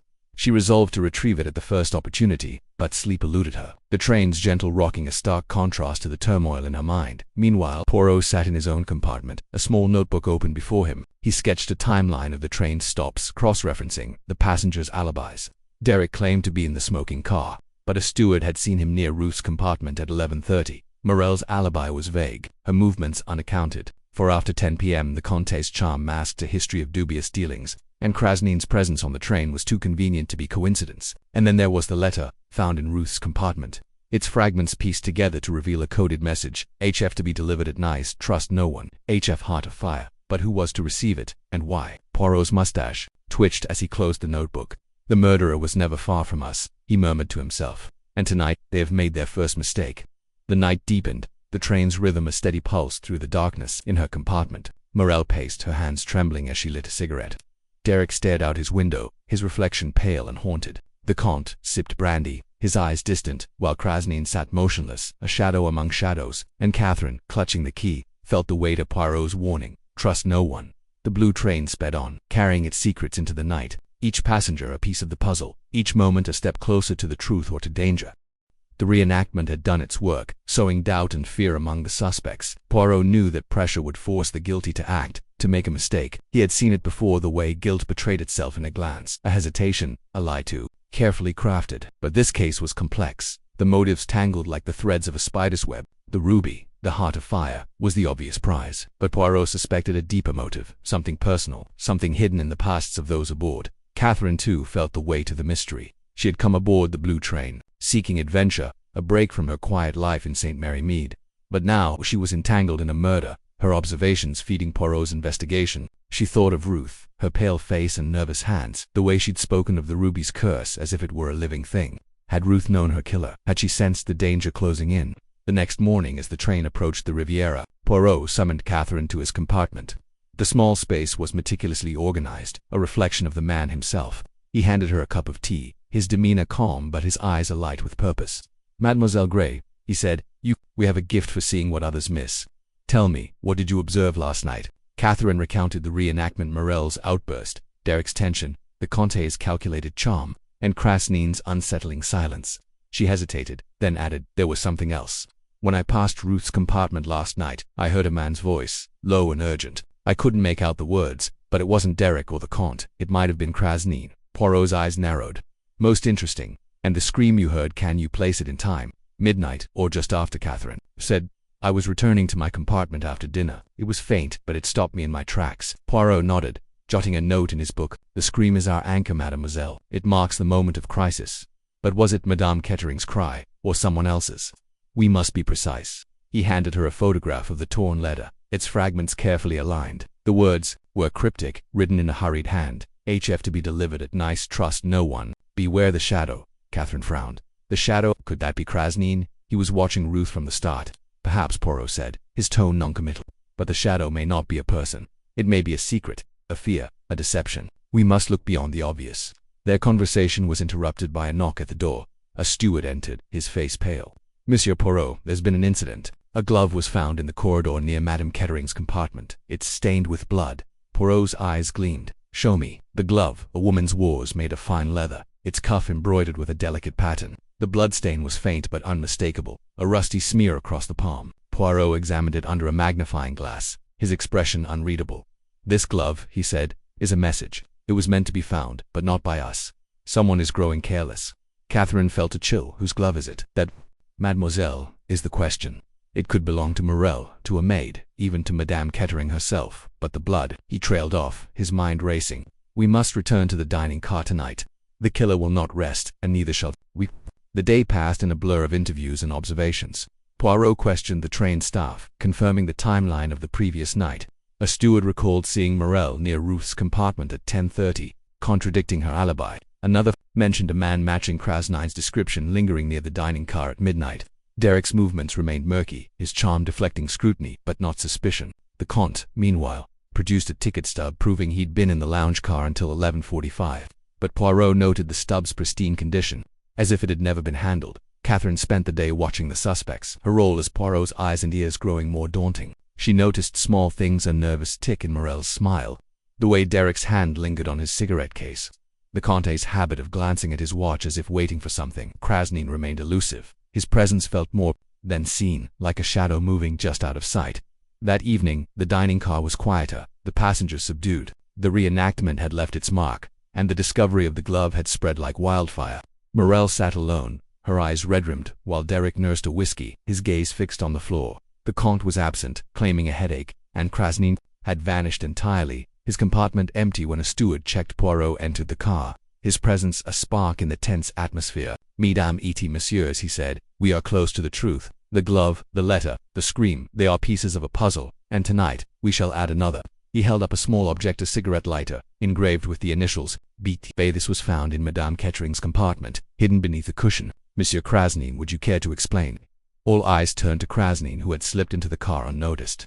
His face was impassive, but his hands clenched briefly. "I have never seen it before," he said. "You are grasping at straws, Monsieur Poirot." "Perhaps," Poirot said, his smile enigmatic, "but straws make a fine nest for the truth."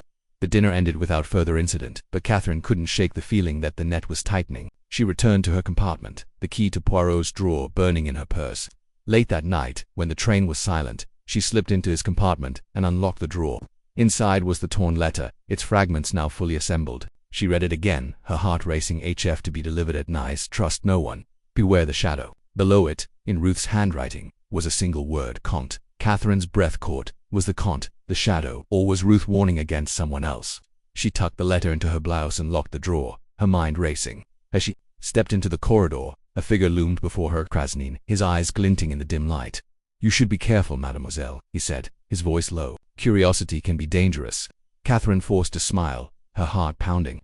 "Good night, Monsieur Krasnin," she said, brushing past him. She didn't look back, but she felt his gaze on her until she reached her compartment. The night stretched on, the train's rhythm a relentless pulse. Poirot sat in his compartment, the cigarette lighter in his hand, his mind piecing together the clues, the glove, the letter, the scream. The lighter, they were threads in a tapestry, and the pattern was emerging. He thought of Catherine, her courage and clarity, and knew she would play a crucial role in the days to come. As dawn broke, the blue train neared the Riviera, its passengers restless, their secrets heavy. The murderer was among them, watching, waiting. But Poirot was watching too, his gray cells humming, his resolve unshakable. The truth was close, hidden in the shadows of the night, and he would not rest until it was revealed. Chapter 8. The Riviera's glittering facade, the blue train, had long since disgorged its passengers into the sun-drenched streets of Nice, where the Mediterranean sparkled like a sheet of sapphire under the late morning sky. The air was thick with the scent of jasmine and sea salt, a heady contrast to the stifling tension that had gripped the train's opulent carriages. Catherine Gray stepped onto the platform, her modest suitcase in hand, her eyes squinting against the glare. The Riviera was a world apart from the quiet lanes of St. Mary Mead, and she felt the weight of its glamour like a tangible force, pressing against her sensible English reserve. Yet, beneath the surface of this glittering facade, she sensed the same dark undercurrent that had followed her from the train, a shadow cast by Ruth Kettering's murder, and the missing heart of fire ruby. Hercule Poirot, immaculate in a lightweight linen suit, stood beside her, his mustache impeccably waxed despite the warmth. His small, precise movements as he adjusted his hat betrayed a mind already at work, sifting through the fragments of the case. "Mademoiselle Gray," he said, his voice low but clear, "the Riviera is a place of illusions. Here, wealth and beauty mask the truth, but we shall peel away these layers. Nest CEPA." Catherine nodded, though her heart quickened. She was no detective, yet Poirot's confidence in her observations had drawn her deeper into the mystery than she'd ever intended. They were met by Rufus Van Aldine's chauffeur, a taciturn man named Pierre, who ushered them into a sleek Rolls. The car wound through Nice's bustling streets, past palm-lined boulevards and grand hotels where women in wide-brimmed hats sipped aperitifs under striped awnings. Their destination was the Villa Marina, Van Aldine's sprawling estate perched on a cliff overlooking the sea. The millionaire had insisted on hosting Poirot and Catherine. His grief over Ruth's death now hardened into a steely determination to see justice done. As the car climbed the winding road, Catherine glimpsed the villa's white stucco walls and terracotta roofs, its terraces spilling over with bougainvillea. It was a place of breathtaking beauty, yet she couldn't shake the feeling that it, too, was part of the Riviera's deceptive charm.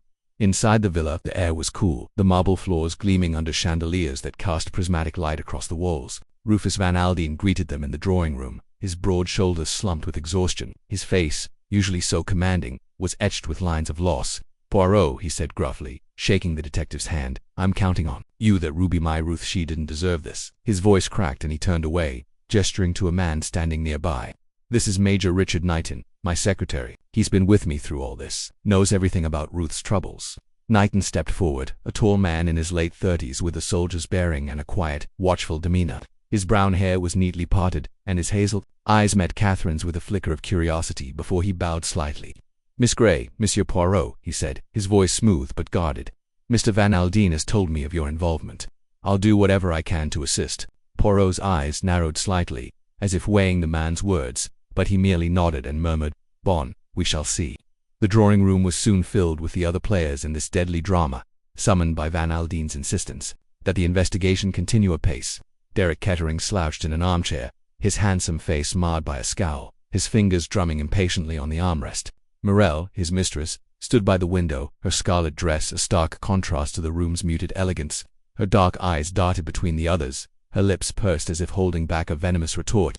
The Comte de la Roche, Ruth's former lover, entered with an air of studied nonchalance, his tailored suit and silk cravat exuding old-world charm. Yet Catherine noticed the way his hands twitched, betraying a nervousness that belied his suave exterior. Lastly, Boris Krasnin, the shadowy figure from Paris, lingered near the doorway, his heavy-lidded eyes scanning the room like a predator assessing its prey. Poirot took charge with a quiet authority, his small frame somehow commanding the vast room. "Mesdames et messieurs," he began, his voice cutting through the murmur of conversation.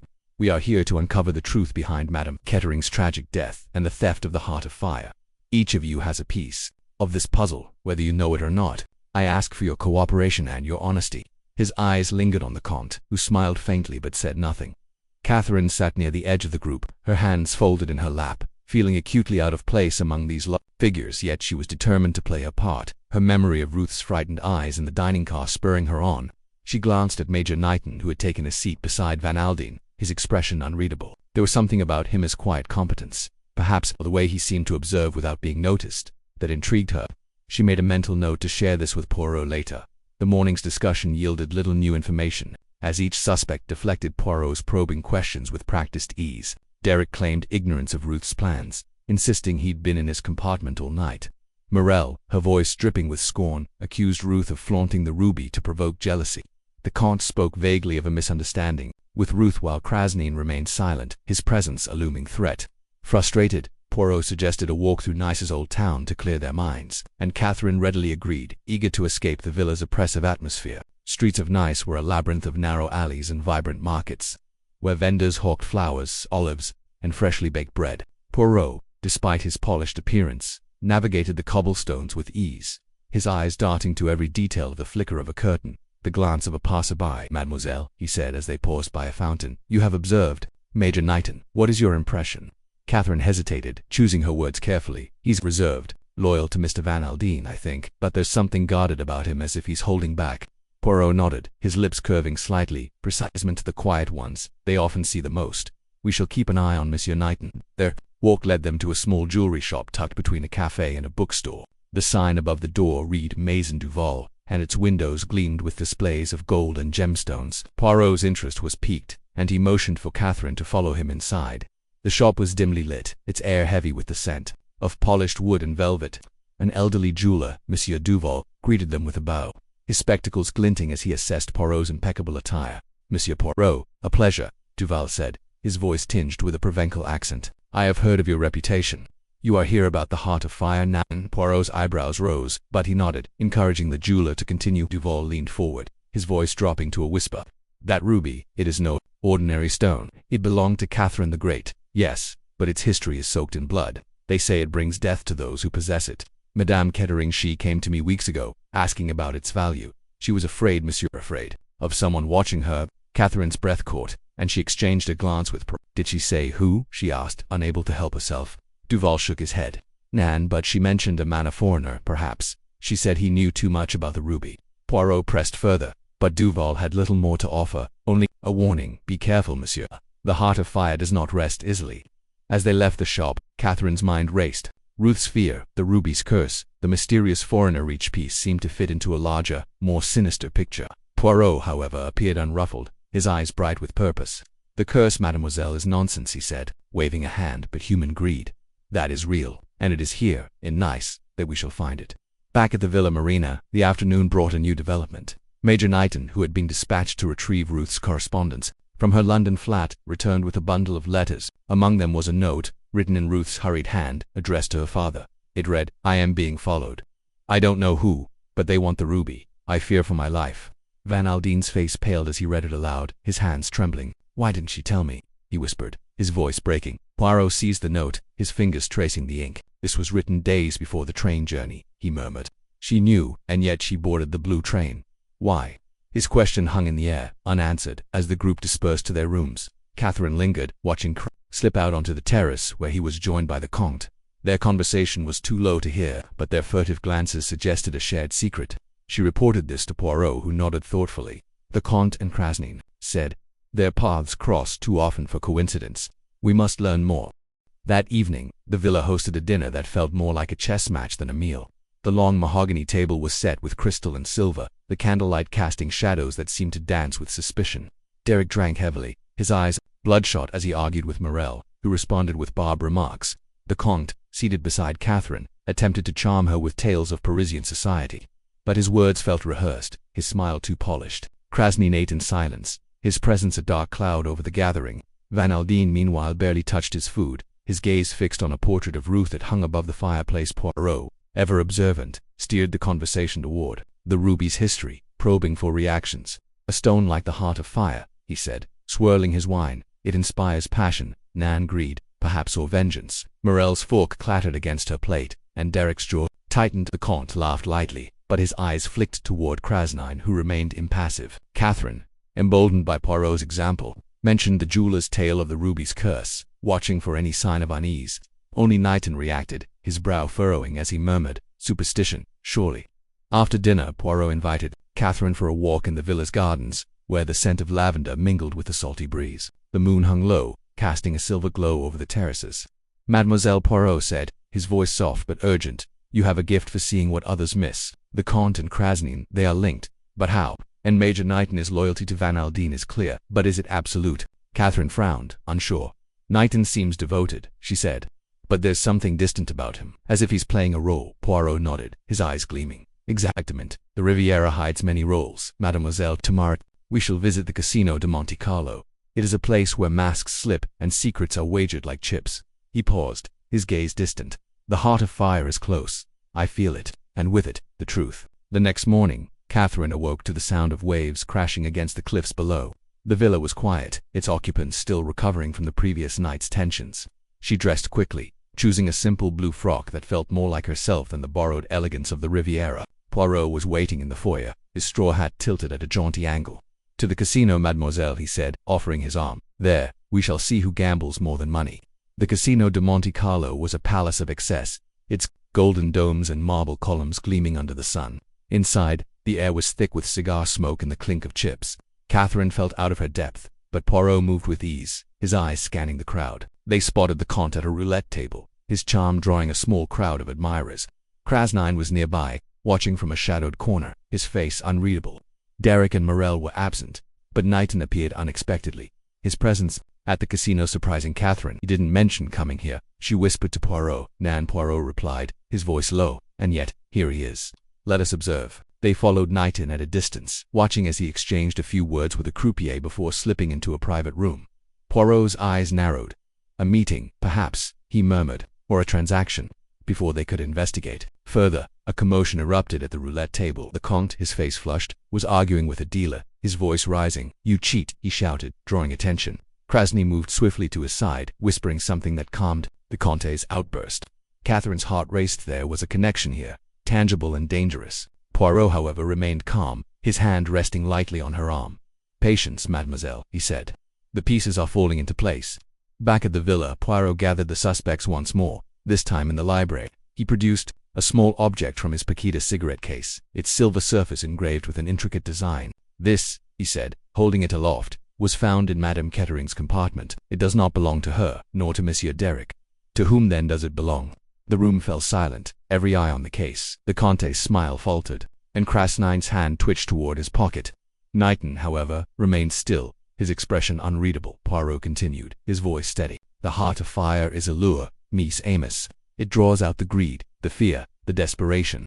But it is not the ruby that killed Madame Kettering, it is the hand that sought it." He turned to Catherine, his eyes bright. "Mademoiselle Gray, you have seen much. Tell me, what do you make of Major Knighton's presence at the casino today?" Catherine hesitated, aware of every gaze upon her. "He didn't seem to be gambling," she said slowly. "He was meeting someone. I think it felt secretive." Van Aldine's head snapped up, his eyes narrowing. "Knighton, what's this about?" Before Poirot could respond, a servant burst into the room, his face pale. "Monsieur Poirot, there's been an incident at the cliffs, a man unconscious, perhaps dead." The group rushed to the terrace, where a crowd had gathered. Below, on the rocky shore, lay a figure, motionless. Catherine's breath caught as she recognized the tailored suit, the silk cravat. It was the Comte de la Roche. Poirot's face was grim as he descended the steps to the shore, Catherine and the others following. The Comte was alive, barely, his breathing shallow. A wound on his temple suggested a fall or a blow. Krasny, standing at the edge of the group, turned away, his expression unreadable. Poirot knelt beside the Comte, his fingers probing the wound. "This was no accident," he murmured. "The net tightens, mademoiselle." As the sun set over the Riviera, casting long shadows across the villa, Catherine felt the weight of the mystery pressing down on her. The Comte's attack, the cigarette case, Knighton's secrecy, the ruby's cursoul were threads in a tapestry she could not yet see. But Poirot's grey cells were at work, and she knew he was close to unraveling the truth. The Riviera's glittering facade was crumbling, and beneath it lay a darkness that would soon be exposed. Chapter 9. The Reenactment. The sun dipped below the horizon, casting a golden glow over the French Riviera, its light dancing on the Mediterranean waves. The air was thick with anticipation as Hercule Poirot prepared for the most audacious step in his investigation, a full reenactment of the fatal night aboard the Blue Train. The idea had come to him in a flash of inspiration, his little gray cells humming with the certainty that only by recreating the scene could he unmask the murderer. The hired train, an exact replica of the luxurious blue train, stood ready at a private siding near Nice, its polished exterior gleaming under the evening sky. Every suspect, every witness, and every clue would converge tonight, and Poirot was determined to let the truth reveal itself. Catherine Gray stood at the platform, her heart pounding with a mix of excitement and dread. The events of the past days, Ruth Kettering's brutal murder, the missing heart of Fire Ruby, and the web of deceit surrounding the passengers had drawn her into a world far removed from her quiet life in St. Mary Mead. Poirot had insisted on her presence, valuing her keen observations and unassuming demeanor. "Mademoiselle," he had said earlier that day, his eyes twinkling, "you see what others miss. Tonight, you must be my eyes where mine cannot reach." Catherine clutched her shawl, feeling the weight of his trust, and boarded the train with a resolute nod. The platform buzzed with activity as the suspects arrived, each under the pretense of cooperating with the investigation. Derek Kettering, Ruth's estranged husband, strode in with a forced swagger, his tailored suit unable to mask the strain in his eyes. His financial ruin and public spats with Ruth made him the prime suspect. Yet Catherine sensed something deeper in his demeanor, a flicker of grief perhaps, or guilt. Morel, Derek's volatile mistress, followed close behind, her crimson dress clinging to her like a second skin. Her dark eyes darted nervously, and her painted lips curled into a defiant sneer as she caught Catherine's gaze. The Comte de la Roche, Ruth's former lover, arrived with an air of aristocratic nonchalance, his silk scarf fluttering as he tipped his hat to Poirot. Major Knighton, Rufus Van Aldine's loyal secretary, hovered at the edge of the group, his quiet demeanor belying the sharp intelligence Catherine had noticed in their brief encounters. And then there was the mysterious dark-haired man Catherine had seen watching Ruth, a figure who now appeared in a different coat, his face partially obscured by a hat, but unmistakable to her trained eye. Poirot stood at the center of the platform, his small, meticulous figure commanding attention. His black patent leather shoes gleamed, and his mustache was perfectly waxed, a silent testament to his unshakable confidence. "Madame et messieurs," he began, his voice carrying over the murmurs of the gathered crowd. "Tonight, we recreate the night of Madame Kettering's death. Every detail, every movement, every moment must be as it was. The truth, it hides in the shadows. But tonight, Hercule Poirot will bring it into the light." His eyes swept over the group, lingering on each face as if reading their souls. Catherine shivered, not from the cool evening breeze but from the intensity of the moment. The train's interior was a marvel of opulence, a near-perfect replica of the original blue train. Mahogany paneling lined the corridors, polished to a mirror-like sheen. Crystal chandeliers cast soft light over plush velvet seats, and the dining car gleamed with silver cutlery and crisp linens. The compartments, identical to those on the fateful journey, had been meticulously arranged to match the night of the murder. Ruth's compartment, where her lifeless body had been found, was sealed off, its door marked with a discreet chalk outline where the police had begun their work. Poirot had ensured that every detail was precise, from the placement of the luggage to the exact timing of the train's departure. The reenactment would begin at precisely 8 p.m., mirroring the original journey's schedule. As the group boarded, Poirot assigned each person their original positions. Derek was placed in the compartment adjacent to Ruth's, where he had claimed to be sleeping on the night of the murder. Morel was directed to her own compartment, 2 cars down, where she insisted she had been practicing dance steps alone. The Comte de la Roche was seated in the dining car, where he had allegedly spent the evening charming a wealthy widow. Major Knighton was positioned near the rear of the train, where he had been reading in the lounge car. Catherine, as a witness rather than a suspect, was free to move about, her role to observe and report anything unusual to Poirot. The dark-haired man, who introduced himself as Monsieur Duval, a businessman with no apparent connection to Ruth, was placed in a compartment near the front, though Catherine noted his reluctance to meet her gaze. The train lurched forward, its whistle piercing the night as it began its journey along the private track. The rhythm of the wheels on the rails was hypnotic, a steady clack-clack that seemed to echo the beating of Catherine's heart. She moved through the corridors, her eyes scanning for anything out of place. The passengers, under Poirot's strict instructions, were to reenact their actions from the night of the murder as closely as possible. Derek, in his compartment, sat with a glass of whiskey, his fingers drumming nervously on the table. Morel, in her compartment, paced restlessly, her heels clicking against the floor as she muttered to herself in French. The Comte, in the dining car, sipped champagne and exchanged pleasantries with a hired actress playing the role of the widow. Major Knighton sat in the lounge car, a book open in his lap, though his eyes were fixed on the window, as if searching for something in the darkness. Poirot, meanwhile, was a whirlwind of activity. He moved from car to car, his notebook in hand, jotting down observations and asking pointed questions. "Monsieur Kettering," he said, pausing at Derek's compartment, "you say you heard nothing unusual that night?" "Not a sound, not a footstep." Derek's jaw tightened, and and he shook his head. Nothing, Poirot. I was asleep, exhausted from everything. Poirot's eyes narrowed, but he moved on without comment. In Morel's compartment, he noted the faint scent of her perfume, the same one he had detected in Ruth's compartment after the murder. Mademoiselle, he said softly, you are certain you did not visit Madame Kettering that night? Morel's laugh was sharp, almost hysterical. Why would I? She was nothing to me. Poirot's smile was enigmatic as he left her, his mind clearly racing. Catherine, stationed near Ruth's compartment, felt a chill as she passed its sealed door. The chalk outline was a stark reminder of the violence that had occurred within. She paused, her hand resting on the doorframe, and closed her eyes, trying to recall every detail of her last conversation with Ruth. The heiress had been nervous, her fingers twisting around the heart of fire as she spoke of its cursed history. It's brought nothing but misery, Ruth had whispered. I should never have accepted it. Catherine opened her eyes, her gaze falling on a small scratch on the doorframe, barely noticeable in the dim light. It hadn't been there during the original investigation, or had it? She made a mental note to tell Poirot. As the reenactment progressed, tensions began to flare. In the dining car, Derek confronted Morel, his voice low but venomous. You couldn't stand her, could you?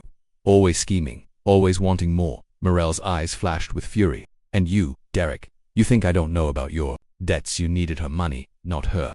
Their argument drew stares from the other passengers, and Catherine watched closely, noting the Comte's sudden stillness, as if he were listening too intently. Major Knighton, who had joined the dining car to stretch his legs, intervened, his voice calm but firm. Enough, both of you. This isn't helping. Derek stormed out, brushing past Catherine with a muttered apology. Poirot, who had been observing from a corner, beckoned Catherine over. Mademoiselle, what did you see? He asked, his voice low. Catherine recounted the argument, the Comte's reaction, and the scratch on the doorframe. Poirot's eyes gleamed. The scratch, you say? Most interesting. And the Comte? He listens too much, does he not? He tapped his notebook, then excused himself to inspect the doorframe. Catherine followed, curious. Poirot ran his fingers over the scratch, his expression unreadable.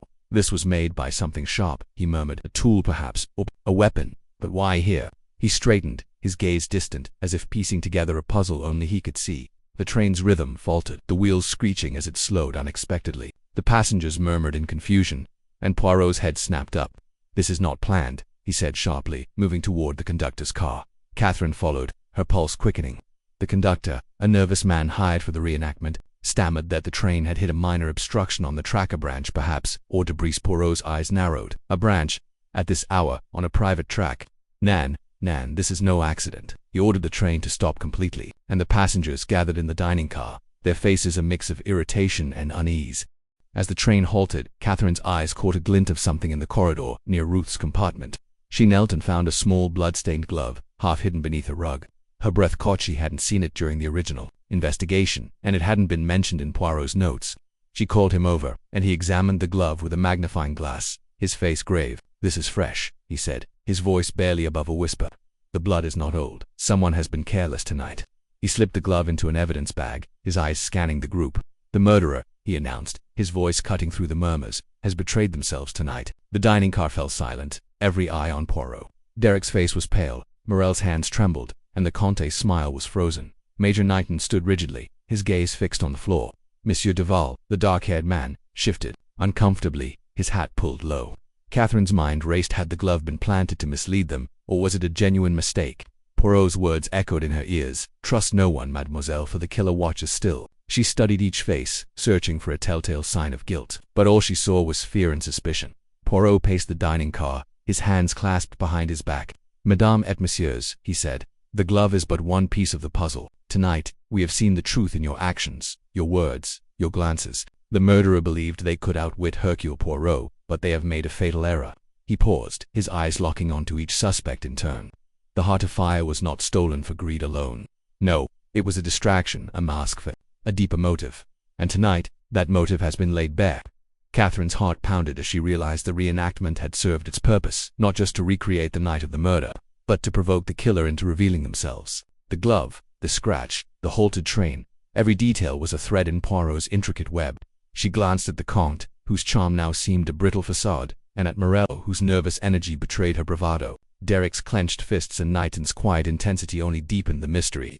And Monsieur Duval, why had he been watching Ruth so closely? The answers were close. Catherine could feel it, but the final piece of the puzzle remained just out of reach. The train remained stationary, its lights casting long shadows across the platform. Poirot turned to the conductor, issuing quiet instructions to secure the train and ensure no one left. "We are not finished," he said, his voice resolute. "The night is young and the truth is near." He beckoned Catherine to follow him back to Ruth's compartment, where he examined the scratch on the doorframe once more. "This," he said, "is where it began. The killer entered here, not through the door, but through cunning. The window, but lock. The timing all planned with precision." He tapped the doorframe, his eyes gleaming, but they did not plan for Hercule Poirot. As the night wore on, the passengers grew restless, their nerves frayed by the weight of suspicion. Poirot gathered them in the dining car once more, his demeanor calm but commanding. "Mesdames et messieurs," he said, "the reenactment is complete. The clues are before us: the glove, the scratch, the letter we found earlier, and the cigarette case. Each tells a story, and together they point to one person."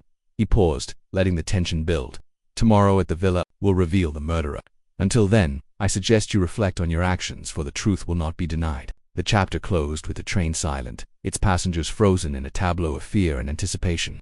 Catherine stood by Poirot's side, her mind racing with the night's revelations. The glove, the scratch, the halted train, all were pieces of a puzzle that only Poirot could solve. As the stars glittered above the Riviera, the blue train stood still, its secrets poised to unravel in the final act. Chapter 10. The Heart of Fire revealed. The sun dipped low over the French Riviera, casting a golden glow across the sprawling villa where Hercule Poirot had gathered all the players in this intricate game of murder and deception. The air was thick with anticipation, the scent of jasmine mingling with the tension that hung over the room like a storm cloud. The villa's grand salon, with its high ceilings and ornate chandeliers, felt like a stage set for a final act, and Poirot, ever the maestro, stood at its center, his sharp eyes scanning the faces before him. Catherine Gray sat near the window, her hands folded neatly in her lap, her calm demeanor belying the racing thoughts beneath her composed exterior. She had seen much in her short time aboard the blue train, more than she had ever expected when she left her quiet life in St. Mary Mead. Across from her, Derek Kettering lounged in an armchair, his jaw tight, his usual charm replaced by a guarded, wariness. Morel, his tempestuous mistress, perched on the edge of a velvet settee, her eyes darting nervously, her crimson nails tapping in impatient rhythm. The Comte de la Roche, suave as ever, leaned against a marble pillar, his smile a mask that fooled no one. Rufus Van Aldine, Ruth's father, stood rigid, his grief etched into the lines of his face, while Major Knighton, his loyal secretary, hovered nearby, his expression unreadable. Boris Krasnin, the shadowy figure from Paris, sat apart, his dark eyes glinting with a mix of defiance and unease. Poirot cleared his throat, and the room fell silent.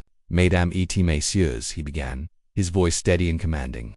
"We are gathered here to unravel the tangled threads of a crime most heinous, the murder of Madame Ruth Kettering aboard the blue train. The Heart of Fire, that ruby of legend, has been both the prize and the catalyst of this tragedy. But it is not the ruby alone that drives men and women to such acts. Nan, it is greed, jealousy, and betrayal that have woven this web, and today Hercule Poirot shall reveal the truth." He paced slowly, his small, precise steps echoing on the polished floor. "Let us begin with the facts. Madame Kettering was found dead in her compartment, her face marred by a brutal blow, the Heart of Fire stolen. At first it seemed a simple robbery, a crime of opportunity. But Poirot does not accept the simple. The truth, Miss Amos, is always more complex." Catherine's mind drifted back to the train, to the opulent dining car where she had first spoken with Ruth. The ruby had sparkled on Ruth's neck, its deep red catching the light like a drop of blood. Ruth had spoken of its history, of Catherine the Great, of the whispers that it carried a curse. Catherine had dismissed it as superstition, but now, watching Poirot, she wondered if there was some truth to the tales, not of curses, but of the ruby's power to ignite desire. Poirot turned to Derek Kettering, his gaze piercing. "Monsieur Kettering, you were in desperate need of money. Your debts were mounting, your lifestyle unsustainable.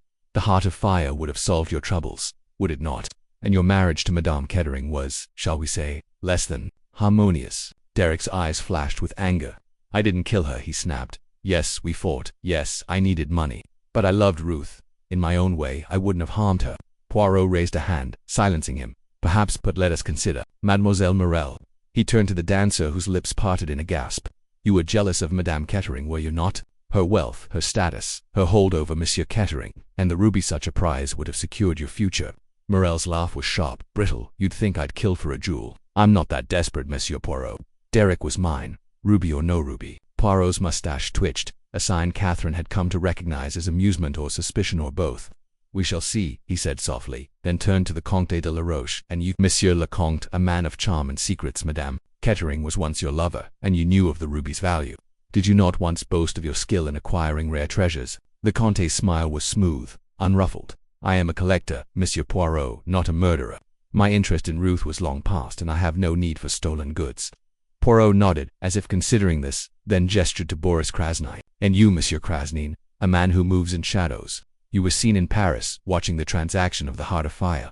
Your presence on the blue train was no coincidence, was it?" Krasnine's face was a mask of defiance. "I deal in information, Poirot, not murder. I had business in Nice, nothing more." Poirot paused, letting the weight of their denials settle over the room. Catherine felt attention coil tighter, her eyes darting from one face to another. She remembered the reenactment, the glove with its faint bloodstain, the torn letter with its cryptic code. These were the pieces Poirot had gathered, and now he was fitting them together. "Let us turn to the evidence," Poirot continued. The cigarette case, dropped near Madame Kettering's compartment, bore the initials DK, an obvious clue, perhaps too obvious. The mark on the window, a smudge of grease, suggested someone entered or exited in haste, and the torn letter, found in the compartment, contained a code, HF, Midnight, Lion, the Heart of Fire, perhaps a rendezvous or something more. He produced the letter, its edges ragged, and held it up. This letter was written in haste, but its meaning was clear to Poirot. It was not about the ruby itself, but about a transaction, a plan. And then, there is the glove, found during our reenactment, stained with blood, a small detail but one that speaks volumes. Catherine leaned forward, her heart pounding. She had seen the glove, had noticed its delicate stitching, so out of place among the train's opulence. It had been in the dining car, discarded near a table, and she had pointed it out to Poirot during the reenactment. Poirot's eyes met hers, and he gave a slight nod, as if acknowledging her role in this unraveling. "Mademoiselle Gray, you have been most observant. Your recollection of the night, of the argument you overheard, has been invaluable. You heard Madame Kettering's voice, raised in anger, followed by silence. But it was not the silence of resolution, it was the silence of death." He turned back to the group, his voice rising. The murderer believed they could hide behind the ruby's allure, that greed would obscure their true motive. But Poirot sees beyond the obvious. The Heart of Fire was not the goal, it was the distraction. A murmur rippled through the room. Rufus Van Aldine stepped forward, his voice hoarse. "Then who, Poirot, who killed my daughter?" Poirot's gaze swept over the suspects, lingering on each face. "The killer is among us, and their plan was meticulous. But they made one mistake. They underestimated Hercule Poirot." He paused, letting the silence stretch, then pointed to Major Knighton. "You, Monsieur Knighton, are the key to this mystery." The room erupted in gasps. Knighton's face paled, his calm facade cracking me. "That's absurd, Poirot. I was loyal to Rufus, to Ruth. I had no reason to harm her." Poirot shook his head. "And, monsieur, you had every reason. Let us piece it together. You were Rufus Van Aldine's trusted secretary, privy to his plans, including the purchase of the Heart of Fire. You knew its value, its history, and you saw an opportunity. But your motive was not merely greed, it was revenge." Catherine's breath caught. Revenge. She had seen Knighton as kind, dependable, always at Rufus's side. But Poirot's words carried a weight that made her reconsider every interaction. "See," Poirot continued, "Major Knighton had a past. One carefully hidden. Years ago, he was wronged by Ruth Kettering, not directly, but through her actions. She had spurned a man who loved her, a man who lost everything because of her rejection. That man was your brother, Monsieur Knighton's hands clenched, but he said nothing, his silence damning. Poirot pressed on. "Your brother's ruin drove you to seek vengeance. You orchestrated a plan to kill Ruth and frame another Derek Kettering, whose debts and infidelity made him the perfect scapegoat. The cigarette case with his initials, you placed it there, the smudge on the window, your entry point, carefully staged to suggest an outsider, and the letter, a clever misdirection, written by you 2.2, a fictitious rendezvous." Morel's eyes widened. "But the ruby, where is it?" Poirot smiled. "The ruby was never far. You hid it, Monsieur Knighton, in a place no one would suspect, inside the lining of your own suitcase, recovered this morning by the police under my instruction." Knighton's composure shattered. "You have no proof," he shouted, but his voice trembled. Poirot held up the glove. "This glove, stained with Madame Kettering's blood, was found in the dining car. It is yours, monsieur. The stitching matches a pair you wore during the reenactment, and Mademoiselle Gray, with her keen eyes, confirmed its presence on the night of the murder."